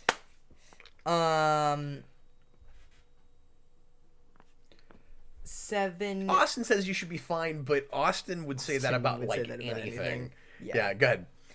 We got $7 from Super Billy. And I've had this conversation with Austin about why I'm trepidatious about it. It's just that show kind of in a couple places in the first season messed me up. Just psychological things, like not even violent so much as just ideas and then how they're executed. But maybe they'll go over my head. No, they won't. No, they won't. Robert, given stuff Jason's seen already, I think you'd be fine with Netflix Daredevil. Something else you guys should understand too is my wife won't watch that show because she doesn't care about Daredevil that much in the first place, and I think I maybe showed her the pilot and she just wasn't into it. But like, I just know her, and as rough as that gets, she wouldn't like it. And part of my worry is if she saw it, I don't know if she would let you see it, but I can't. She doesn't want to see it, so I got to use my own judgment on it. And so some of it is I got to decide if I think she would be okay with you. You see what I'm saying? Yeah. And so that's tough. That's true, that too. But, so yeah, I'm probably still going to be like this and on the fence on it, even if all of you guys concur that Jason should see that show. Yeah. Certainly in a couple of years. I think by 16, I absolutely would. But right now, I'm really waffling about it. But I'd love for you to be able to watch Born Again with me. Yeah. Is it better than is Netflix Daredevil better than Breaking Bad? Better or rougher? Rougher. Or yeah, is it rougher? No. Okay. But in places they're on par. Okay. in places. All told, all around, Breaking Bad is rougher. Yeah. And I'm not even gonna ask about Walking Dead, but Yeah. we got $7 from Super You Billy. ain't ready for that yet. The ideal Spider-Man 4 for me is a melancholy, strictly solo character piece written and directed by Drew Goddard with Scorpion or Hobgoblin as the villain, and preferably a love interest from the comics. Yeah, I mean, Drew Goddard's great. The MJ thing is awkward because like she is and she isn't that character. But I would not mind an off the beaten path movie that gave you a different love interest for him for a minute that was kind of tragic and didn't work out for whatever reason. I also wouldn't mind just a Black Cat movie. Oh, Just let him have a movie where nobody knows who he is, and he lives like almost solely as a superhero. He gallivants around with Black Cat, and then he decides he wants his personal life back, and he figures out a way to get it, or he just gets lucky that ultimately something happens with a spell where he is able to get his life back, maybe that he wasn't expecting, and he's maybe got to choose between those lives or something. Yeah. But I like everything he said. Drew Goddard sounds great, sure. He's with me on Hobgoblin, absolutely. Yeah. What was the other thing he said? Shocker? No, Scorpion. Scorpion or Shocker. Either one. It is weird we haven't had a Scorpion yet, too. Yeah. Like a full-on Scorpion. Yeah. Braden says, so you want Spider-Gwen Cap. I mean, I didn't say that. If we did a Gwen Stacy in that world, it'd be nice if we didn't have to go to the Spider-Gwen thing, just because, like, that's a character from a different universe. Right. And she's really prominent in the Spider-Verse movies, and we had a Gwen Stacy that was quite good and amazing. We don't really need to go to that again. I forget if we've had a Liz Allen yet. Well, no, we did. That was the first one. Homecoming was Liz Allen. We already did her. Oh, right. Yeah. Sorry, just momentarily I was like, wait a minute, who was that? Yeah, that's Liz Allen, and she was great. So, at least he did have one love interest from the kind. Yeah, me neither. That's why I was dumb for a second. Dan Schneider, Drew Goddard is a great writer whose career sort of died after he left Daredevil. He needs a win again. I agree. $5. A 5 super chat. From John Bradley. Oh, hi there. Is that a name we know? I'm trying to decide if this is his first one or not. If we have to take folks for a ride again. Was that the guy who was like, long time watcher or whatever? No, that's a different name. Oh, was that a different name? Yeah, I think so. Yeah, well, I think so. It's from John Bradley, and he has a $5 super chat. Have you ever read Dark Knight Strikes Again? I know it was disliked when it released, but I never hear people talking about it much anymore. I think the reason you don't hear a lot of people talk about it is just because it feels like an obligatory sequel to a lot of people, and it's just weird, and a lot of people find it quite off-putting and don't even like to think about it in the same breath with Dark Knight Returns. And I think a lot of people that read it even like 3 quite a bit better. Mm. But I've read it once. It's been a long time. I didn't love it. I just thought it was kind of bloated and trying too hard. But I remember liking things about it. I think some of its characterizations for other Justice League characters were okay, but it's just been too long. I can't really speak to it right now. But yeah, I never went back to it. So maybe Austin and I should review that at some point. We talked about it when we did Dark Knight Returns a few weeks ago, that eventually we should come back and do that. Yeah. Okay, what else do you see, sir? I see a little silhouette of a man. Do you see trees of green? I see. Okay. Red roses too. Red roses too. Yours sounds like Cookie Monster, It like does. even more than mine. What a wonderful world. You don't sound like you're even. You don't sound like you're even saying words. Okay. Robert Wild. You sound like Bizarro Armstrong. Like, Yeah. Robert Wild asks Cap, Hi. when are we doing a Dark Fate watch party? Yeah, that's never gonna happen. Yeah, did you see my response to the comments? I No. said, when he fixes that damn Oh, door. yeah. And even then, never. I'm not gonna do that. Austin and I still need to do the rest of the Terminator movies, but I don't want to do that one. Yeah. I will do Salvation, which I'm interested to see again. That's a movie with it's kind of a misstep and it's got a lot of mistakes, but there's some good stuff in it too. It's interesting. It's a little dull, but it's got some good ideas in it. And I haven't seen it probably since the theater, honestly. And then I would do Genesis just because it would be funny. And it'd be fun to do that blind Genesis. with Austin because I don't think he's ever seen it. Oh, wow. John Henry asks. John says Strikes Again sucks. Well, you just volunteered to be on that review, John. Thanks for that. John Henry asks. Yeah. What superhero and supervillain do you think Cap is most like? And which ones does Cap think Jason is like? And which ones do you both say you relate to the most? This is a classic Captain Logan Show question. It is. I've answered this a few times. But it's kind of different ways. But it's for me. Yeah. Now. Going back and forth a little bit. Yeah. Well. Let's do this as quick as we can. You're Lionel Luthor Just for the hair. supervillain. Is that just because of the hair? Sure, yeah. And you're kind of a crazy person. But... Is it because of my massive wealth? And it's because of my massive wealth and the way that I murdered my parents in a tenement fire. I mean, no, for their insurance money. I think it's more the hair. Is it for my vast empire and my height? And yeah, no, I have literally nothing in common with this character except for my hair's kind of long. Right. Yeah. Yeah. And my manipulative personality. I mean, is without is it part of that? Except for being rich, Bruce Wayne. I mean, obviously, but like, I don't know. Yeah, I mean, I've always said that I relate a lot to Batman, and then I have to explain that because I don't seem on the surface to have anything in common with that character. But it's always been about drive and determination. For me, it's always been that. And it's like, do I relate to the character more than like I admire and look up to the character? I don't know. When I'm growing up, I'm thinking about it like I relate to this character. But you do that with your heroes, right? Like, you want to be them, and then you see connections, or you think you do, that maybe aren't even there. So I think as a kid, relatability and emulation kind of go hand in hand. And then when people come back and complain about characters that can't exist in the real world and are too perfect, or have too many resources, or aren't like anyone they know, those are not children saying that, typically.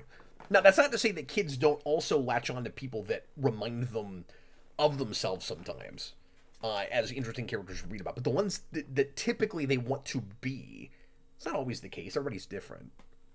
Are not always characters that look just like them, or in the same situations they are, et cetera, et cetera. John Henry Irons. John Henry Irons? Yeah, because is it because of my incredible ability to build machinery? No, this is your machinery. Is it because of my massive muscles? No, this is your machinery. Oh. Your YouTube channel is your machinery. Okay. And you... Is it because of that time that I Make it almost a lot. died and Superman saved me? Yes. I like That John too. Henry Irons a lot. I don't think I have... I don't know if I immediately relate to, or am like any comic book characters. I always have a hard time answering this question. The best anybody ever came up with was when Vince called me 60s Batman. Yeah. I was like that response. The whole show. No, I just mean Adam West Batman. No, you're Aunt Harriet. Oh man, land sakes.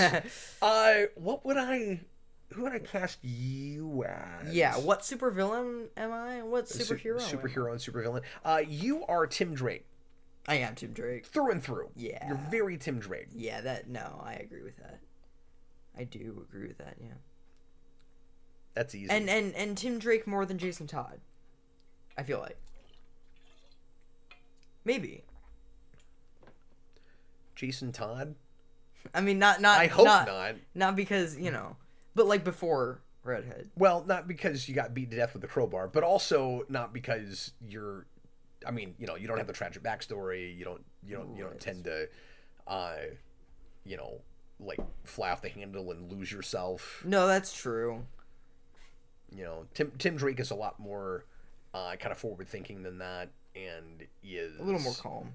Yeah, but you know, is real level-headed and plans things out and figures out, like, you're a researcher. That's a guy that figures stuff out. Yeah. Yeah. You know, and also just has, like, a really kind of positive attitude on life, and he's very proactive. He's going to go get what he wants. Yeah. You know, you're very much like that. Villain-wise is tougher. Certainly. I'm Toy Man. And obviously it's hard not to want to cast you as younger people. Right. So I'm trying to think more, like, kind of personality-wise and stuff. Yeah. Where you would go. It's like, are you Hank Henshaw? He's Cyborg Superman. I'm Cyborg Superman. Also, why am I only going to DC things right now? That's how I was. Yeah, I didn't know. We're both doing it. We're just going to DC things. You're Thanos. You like collecting things. I hope I'm Thanos before I'm the collector. I would Oh, even well. rather worship death than be that guy. Yeah, or maybe you're Ronin. Oh, that's no good. I don't want to be an accuser.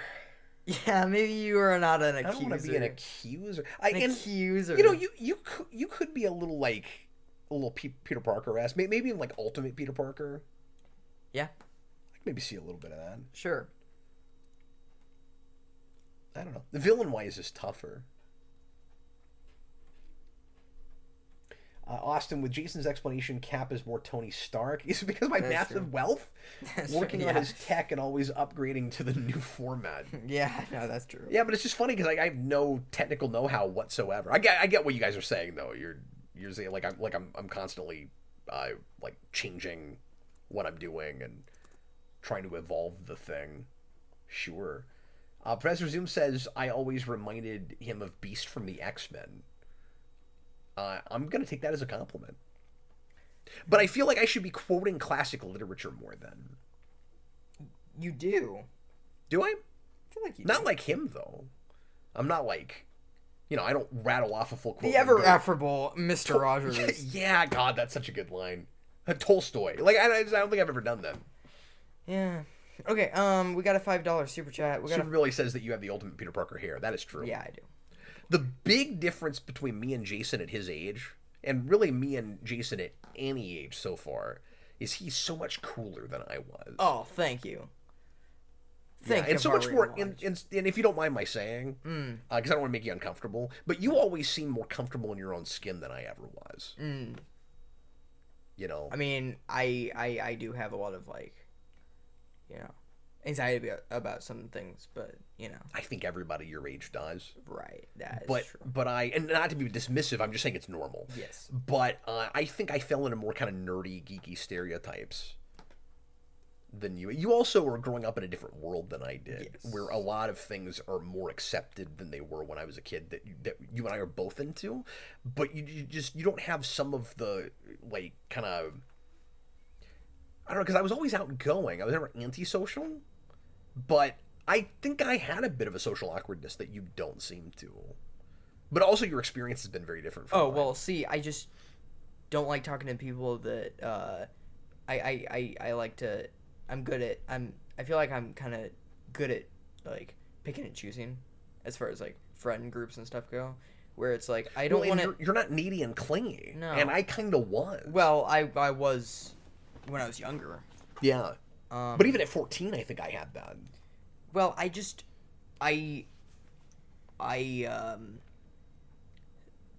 started, like, losing friends and meeting more people that I just didn't really have as much in common with. So I just decided I just didn't really have that anymore.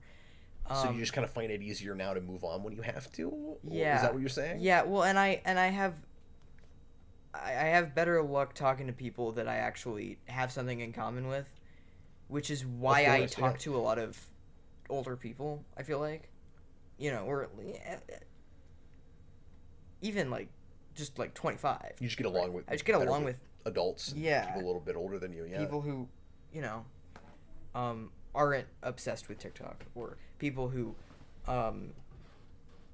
know what I'm talking about when I say 3 Doors Down, or something like that, right? Yeah, a lot of your cultural interests and references and things are before your time. Yeah. I was like that too. And I mean, I'm partially to blame for that, I'm sure. But you've gone down rabbit holes where you continue to look into this. This isn't just me throwing stuff on you. You've gone off and found your own interests, and some of them just happen to be stuff from before your time. Yeah. And just so everybody understands, like he's got a lot of music from earlier that he likes. He's got a lot more recent music that he likes too. Yeah. And you're like this with literature and comics and things. We're like, all the manga stuff. I didn't turn you on to that. Right. But anyway, I actually don't remember who did. It was someone on the Gay Ocean Patreon, so thank you to that person. But I don't remember who it was. We got a 5 super chat from Super Billy. I guess it's just a thing now. Super Billy. It's a thing for this stream because everyone will forget about it next. Real quick, we're right at 2. You won't, because you'll keep doing it on accident. We are right at 2 hours. Let's finish super chats. We'll try to answer maybe 1 or 2 more things pretty quick, and then we'll do our last segment. Sure. So we're gonna write out an extra, I don't know, probably 20-30 minutes tonight. $5 super chat from Super Billy. Thanks, man. Appreciate all the support tonight. Post Secret Wars, what in the MCU will be rebooted? How will it be rebooted? What would you do if you had creative control? Well, that's a big loaded question, isn't it? I really want to start saying what in the MCU? What in the MCU is going on? What in the Marvel Cinematic Universe? I mean, that's the $10,000 question, right? Is how soft rebooty will Secret Wars be?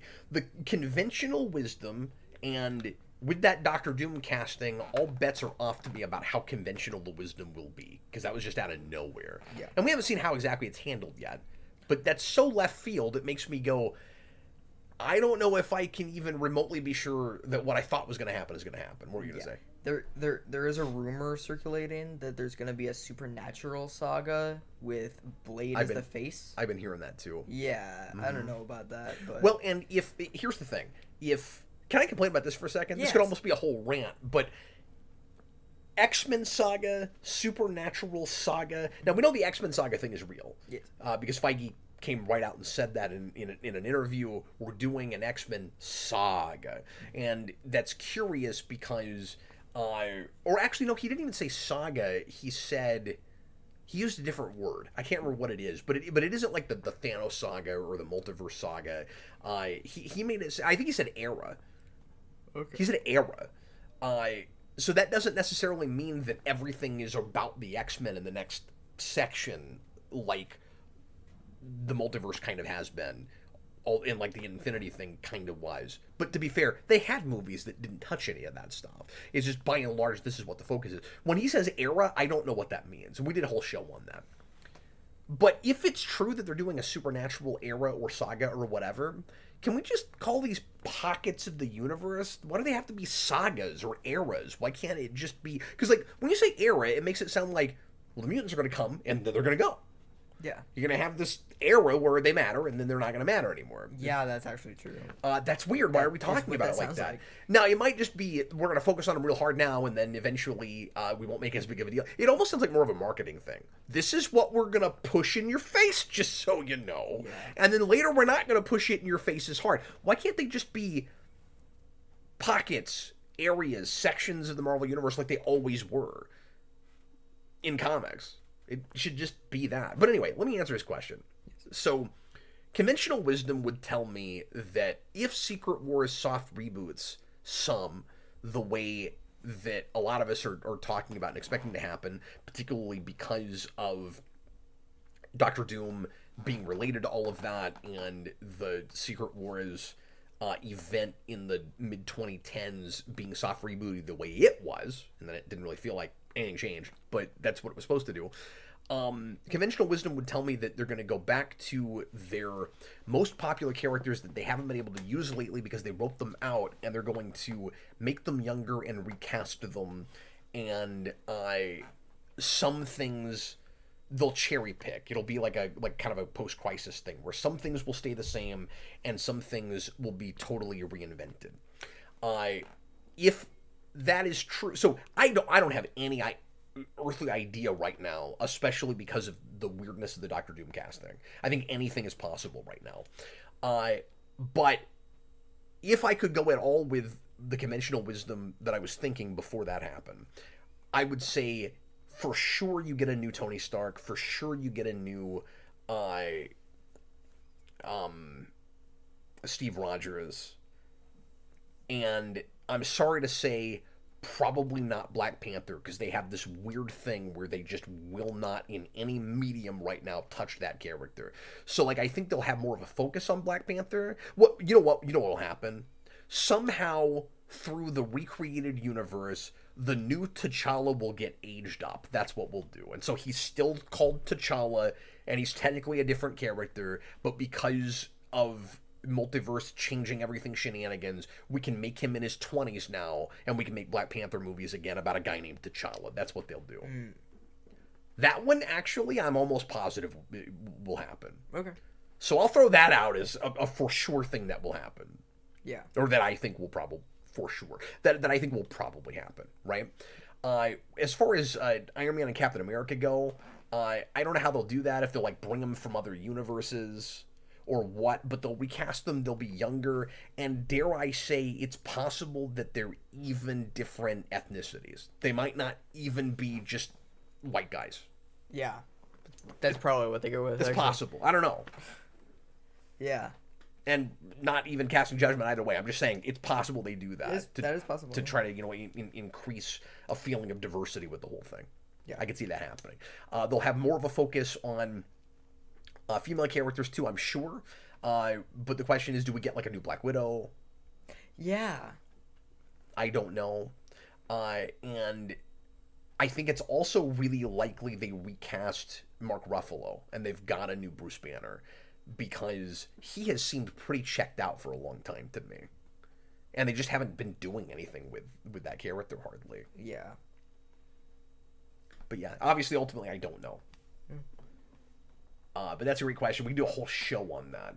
And then, obviously, the emphasis will be on X-Men and Fantastic Four as kind of the foundation anchors of the universe. I also think it's possible that they get some distance after Spider-Man 4 from Spider-Man, and that Sony does their own thing with it again, maybe.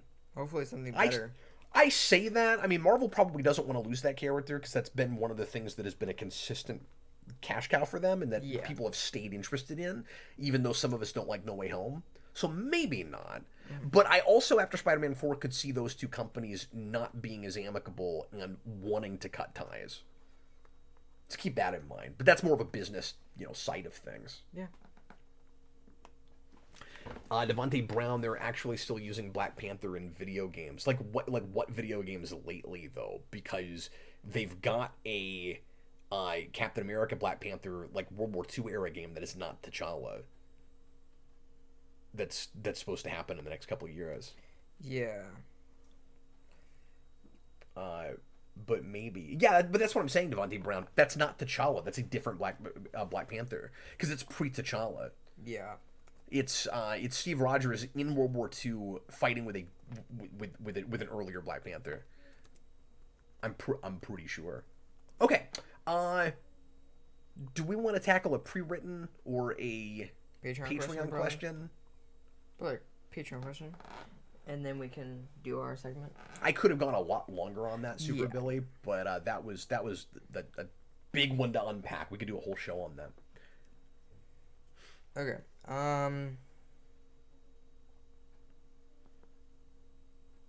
MattBat68 asks, Hi.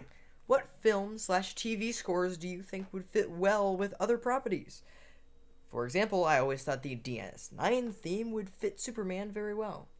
Wow, that's tough on the spot. On the spot, I don't know about Isn't it? that. I don't know if I can do that on the spot. He said DS9 would fit Superman. Yeah, sure. I think it would, actually. I have had this with things before. I mean, the X-Men theme for Power Rangers, but that's just, like, obvious. Just because it's Wasserman? Yeah. Yeah, that's cool. This is gonna sound, but the first thing that comes to mind with this is, and I don't actually mean this is a good fit, but this just popped in my head, so I'll say it real quick. When I was a kid, I can't explain why, but I used to play with Star Wars action figures. My dad gave me a bunch of Star Wars figures for Christmas one year, and I used to play with them, like humming the 007 theme. I kept using the James Bond theme with Star Wars. I don't know why. Yeah. Yeah, I don't know. Maybe I'm trying to think. I'm gonna like think of a theme and then see what would like. I'll say this real quick. I think there are Danny Elfman themes because they sound like Danny Elfman that could fit just fine in other movies that maybe didn't have as good of scores. Like for instance, just the basic melody. Forget the way it's orchestrated. And I have this on the brain because we just reviewed it the other day. But the basic melody of Beetlejuice would have been perfect for Mars Attacks. Oh yeah. Yeah. Stuff like that. This is a really unusual, interesting question we've never gotten before. Yeah. And yeah, it's not T'Chaka because it's even earlier than that. It would be T'Chaka's father, like Austin just said. Cool. Bob the Hunt Raimi Spider-Man for Superman. I can't really see that. Now I could see the black suit theme in Star Wars. Oh, that's interesting. Or for in like Batman. some Sith Lord or something. Or something. Yeah. But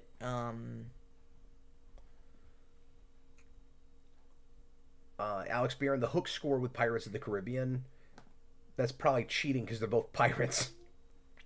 That's really funny. Robert, would the Enterprise opening song fit something else better? I mean, no, that stays right there. Just any CW show. I mean, that's really, it's been a long time. But I always thought what Enterprise needed was the Generations theme. Or the First Contact theme. Yeah. Actually, the First Contact theme is better for that show thematically, just because it's basically a spin-off of that movie. This is one we could come up with all day long. Yeah. Cinematographic RoboCop theme for a Nightwing movie set in Bloodhaven. I don't know. It's too copish. I mean, like if it was Dick Grayson who is a cop by day, like he is in Titans, then sure. Yes, I referenced Titans because I saw the pilot. It's about what I know about that. Okay, do you see any really good pre-written questions? Because we didn't really do any of those. We need that real quick before we do our closing thing. And then you guys will have to bear with us a second because we got. No, we did a lot of them. Oh, we did some pre-written already? Yeah, we did too. Okay, cool. Well, in that case, and we've got plenty of time to finish Patreon this month, so are we sure we hit every super chat?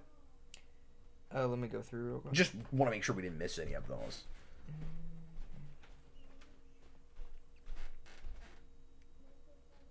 Yes. Bob the Hun, make this topic full-on video. You could get a whole video out of it. Yeah, we can make it a list thing, potentially. I'd have to wrap my brain a little bit and then make like a top 10 of like movie themes or TV themes that would fit great for other existing media. Yeah. Okay, should we grab our stuff? Yeah, absolutely. Okay, so we talked when Jason and I started doing the show together regularly about maybe making this a regular thing, and we decided against it. Yeah. But I thought maybe occasionally we would do it as the end segment. And we need some practice anyway because we haven't gotten to play that much lately. So Jason and I are going to do a little mini concert for you. We're going to play 3 songs, and we're going to go ahead and grab our equipment. But Jason reminded me today that in just a few days, it is the, 30th anniversary? The 30th anniversary of John Henry. John Henry. Which is my wife's favorite They Might Be Giants album. And my third favorite. And it's one of mine. It's way up there for me, too. It'd be 3rd or 4th on my list. Yeah. And so I picked 3. Well, we picked together, mostly because of stuff that you know chords for. We picked 3 songs off of that album, and for our They Might Be Giants cover band, and that Jason and I do together, called Chess Piece Face. It's just the 2 of us. He plays ukulele, I sing, and I play cajon. And we're gonna pull out our equipment. We're gonna do it right now. Cool. Are you ready, Jason? Yeah. And thanks everybody for joining us for the regular show tonight. If you don't stick around for this, we totally understand, and we say thanks a bunch for being here. But if you do, we hope you enjoy it.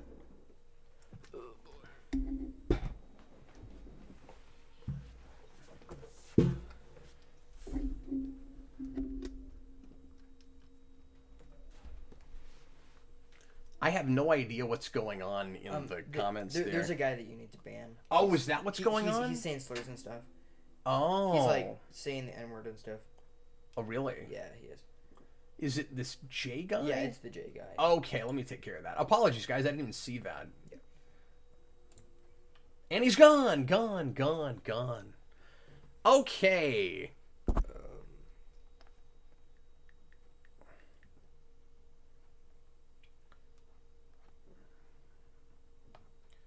Give us just a second to get set up here, folks. Oh, I gotta listen to that. Okay. Flanzy was interviewed on a podcast and he talked about the history of Dial-A-Song. Oh, really? Yeah. That's all he ever talks about, though, on podcasts. Have you noticed this? Dude, All anybody ever asks him about is Dial-A-Song. that is a good point. Austin just said, Agent J is way less cool in person. Yeah. I want to be Agent M. I want to be Agent M.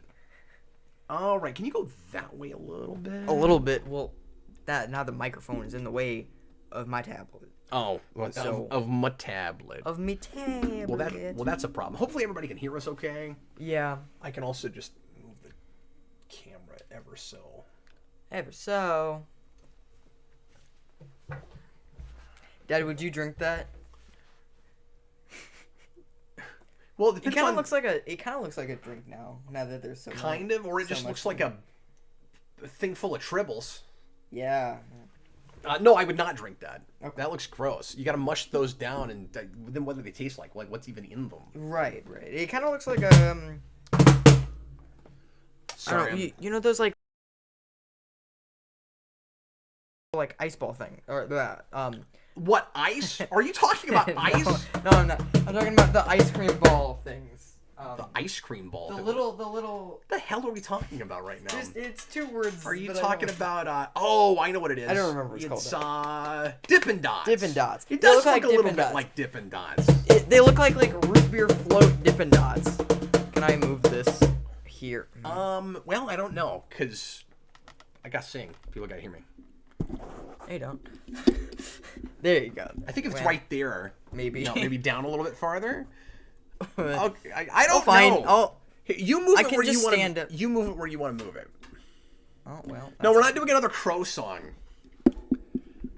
Once again, we're playing some songs off of one of our favorite They Might Be Giants albums. It's called John Henry, and we realize a lot of you guys won't know this stuff, but this is the music that we play for our cover band, and we've been trying to introduce people to this group through it. Let me drop this just a little I bit. don't like the Crow. Okay. You haven't seen The Crow. Nope. I gotta show you that. All right.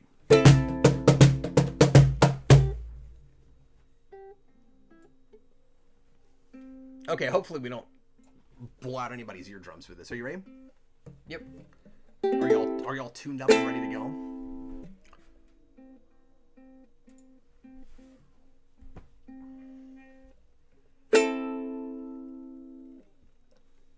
He's still tuning, I think. Yeah, I got it. Are you good?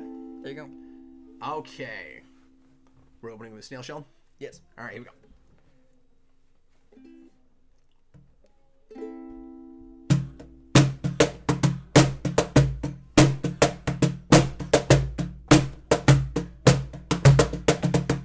Sir, hand, or is it ma'am?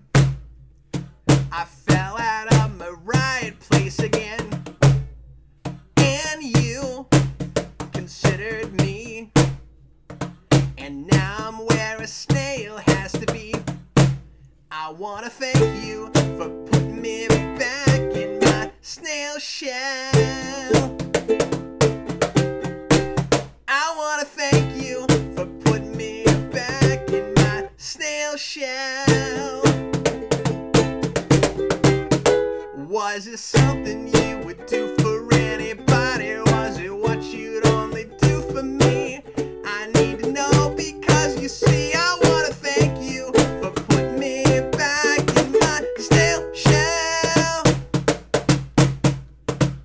Friend, look what you gave, and how can you ever be repaid? How may I give you a hand from the position Let me thank you for putting me back in my snail shell. I'd like to thank you for putting me back in my snail shell. Was it something you would do for anybody? Was it what you'd only do for me? I need to know because you see I want to thank you for putting me back in my snail shell. Snail shell. Thank you.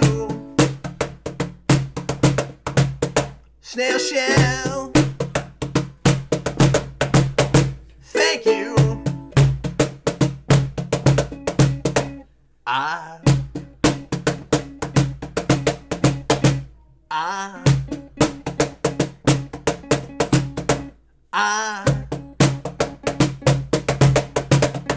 was it something you would do for anybody? Was it what you'd only do for me? Or was it something when you acted when you saw the need and knew that there would be a way that I could be repaid? And so it may, but for today I wanna thank you for putting me back in my snail shell.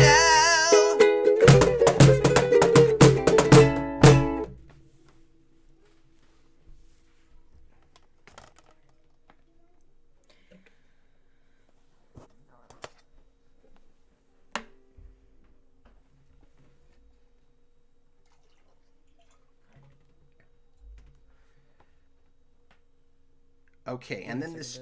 What's that? Right, just give me a second. You right? Yeah.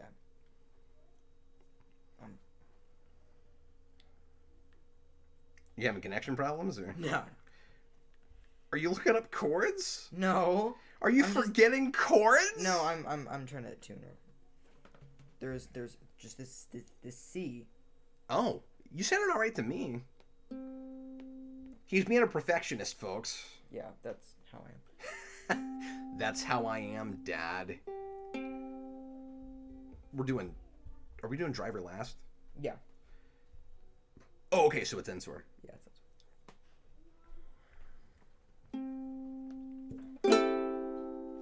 That sounds better. Yeah, I thought you were all right. It's probably just my brain. I don't know.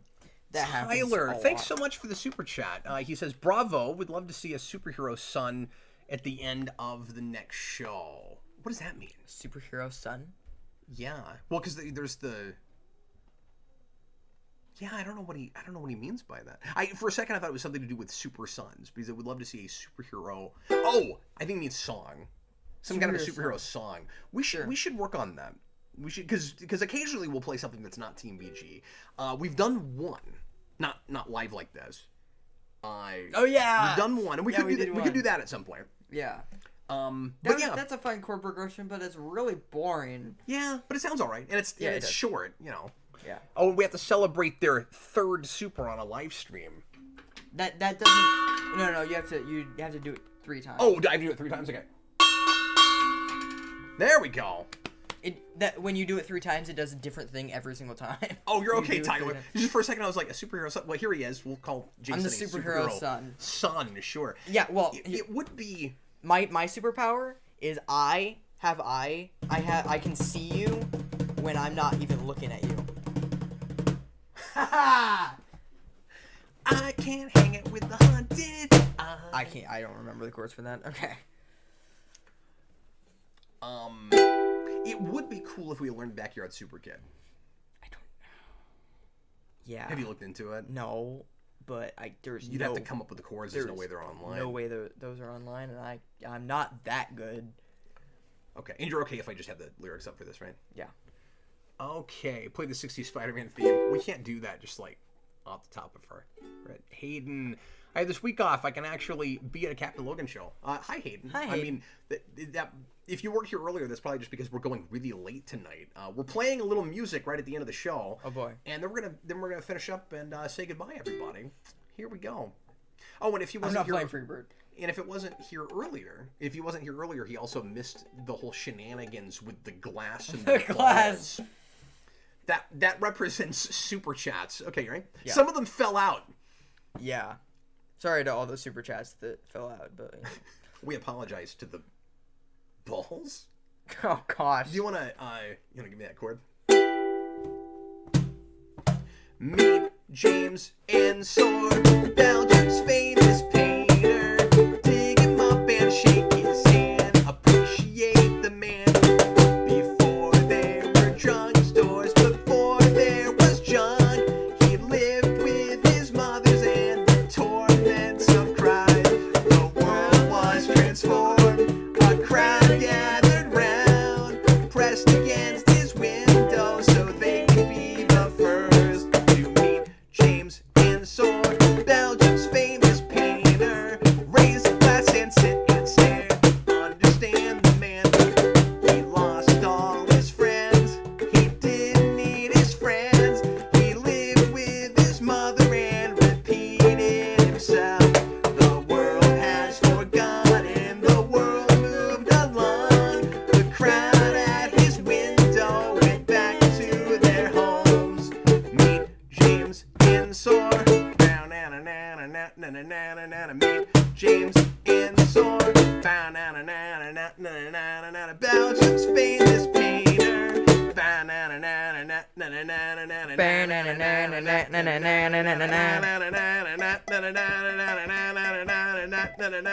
Dig him up and shake his hand. Appreciate the man.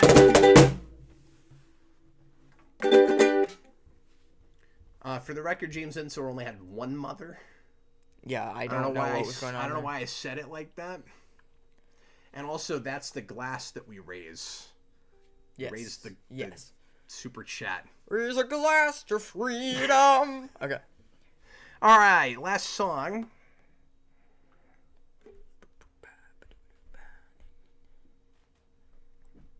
Nice to see everybody tonight on the Captain Logan Show.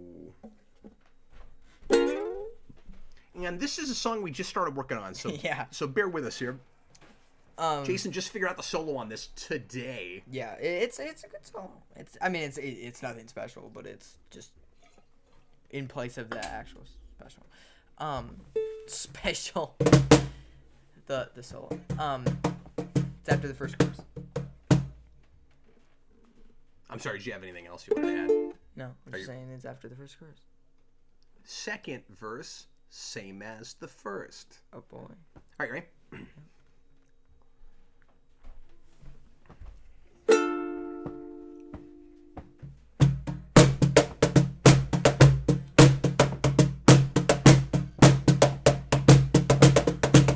It's just a full day's drive away. It's just a full day's drive away. It's just a full day's drive away. It's just a full day's drive away. We can't fly like birds in the air. We could walk, but we'd never get there. It's just a full day's drive away. It's just a full day's drive away. It's just a full day's drive away. It's just a full day's drive away. Big hands on 120. Little hands on E. Hey, NyQuil driver, it's NyQuil driving time. Hey, NyQuil driver, get out my lane, get out my way.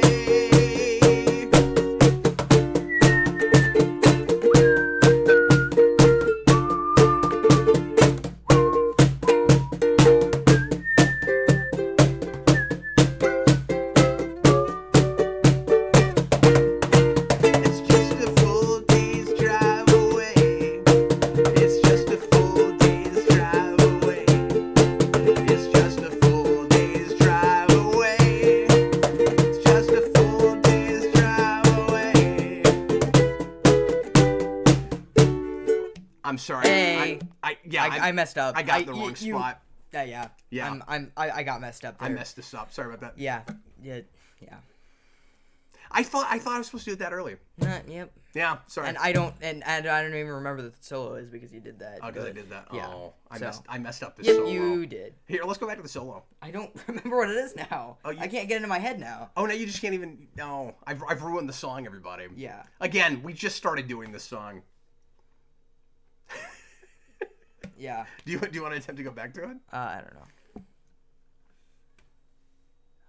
Oh, I'm sorry, man. Yeah. It's a new song. I've ruined it. Mm-hmm. No, I'm just kidding. Well, do you want to salvage it, or do you want to play something else? No, it's fine. It's fine. We'll go back to that first chorus.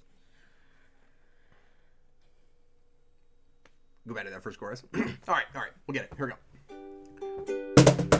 Hey, NyQuil driver, it's NyQuil driving time. Hey, NyQuil driver, get out my lane, get out my way.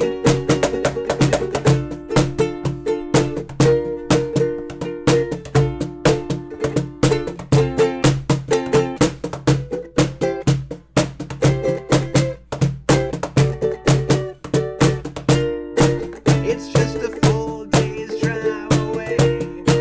It's just a full day's drive away. It's just a full day's drive away. It's just a full day's drive away. Hey, NyQuil driver, it's NyQuil driving time. Hey, NyQuil driver, get out my lane, get out my way, get out my way. Hey, NyQuil driver, it's NyQuil driving time. Hey, NyQuil driver, get out my lane, get out my way, get out my way.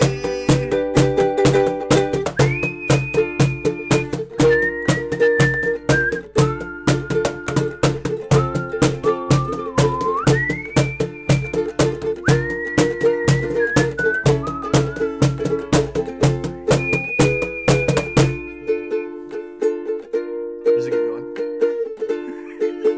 I thought that was it. That's all she wrote. I'll just let you play it. Okay, well that was a new song. We haven't quite got that solidified yet. We're working on it. Anyway, Yeah. we'll get it.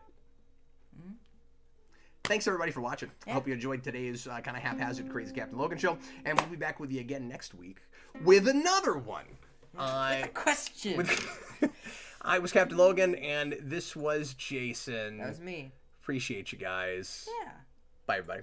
I wanna take you for a ride.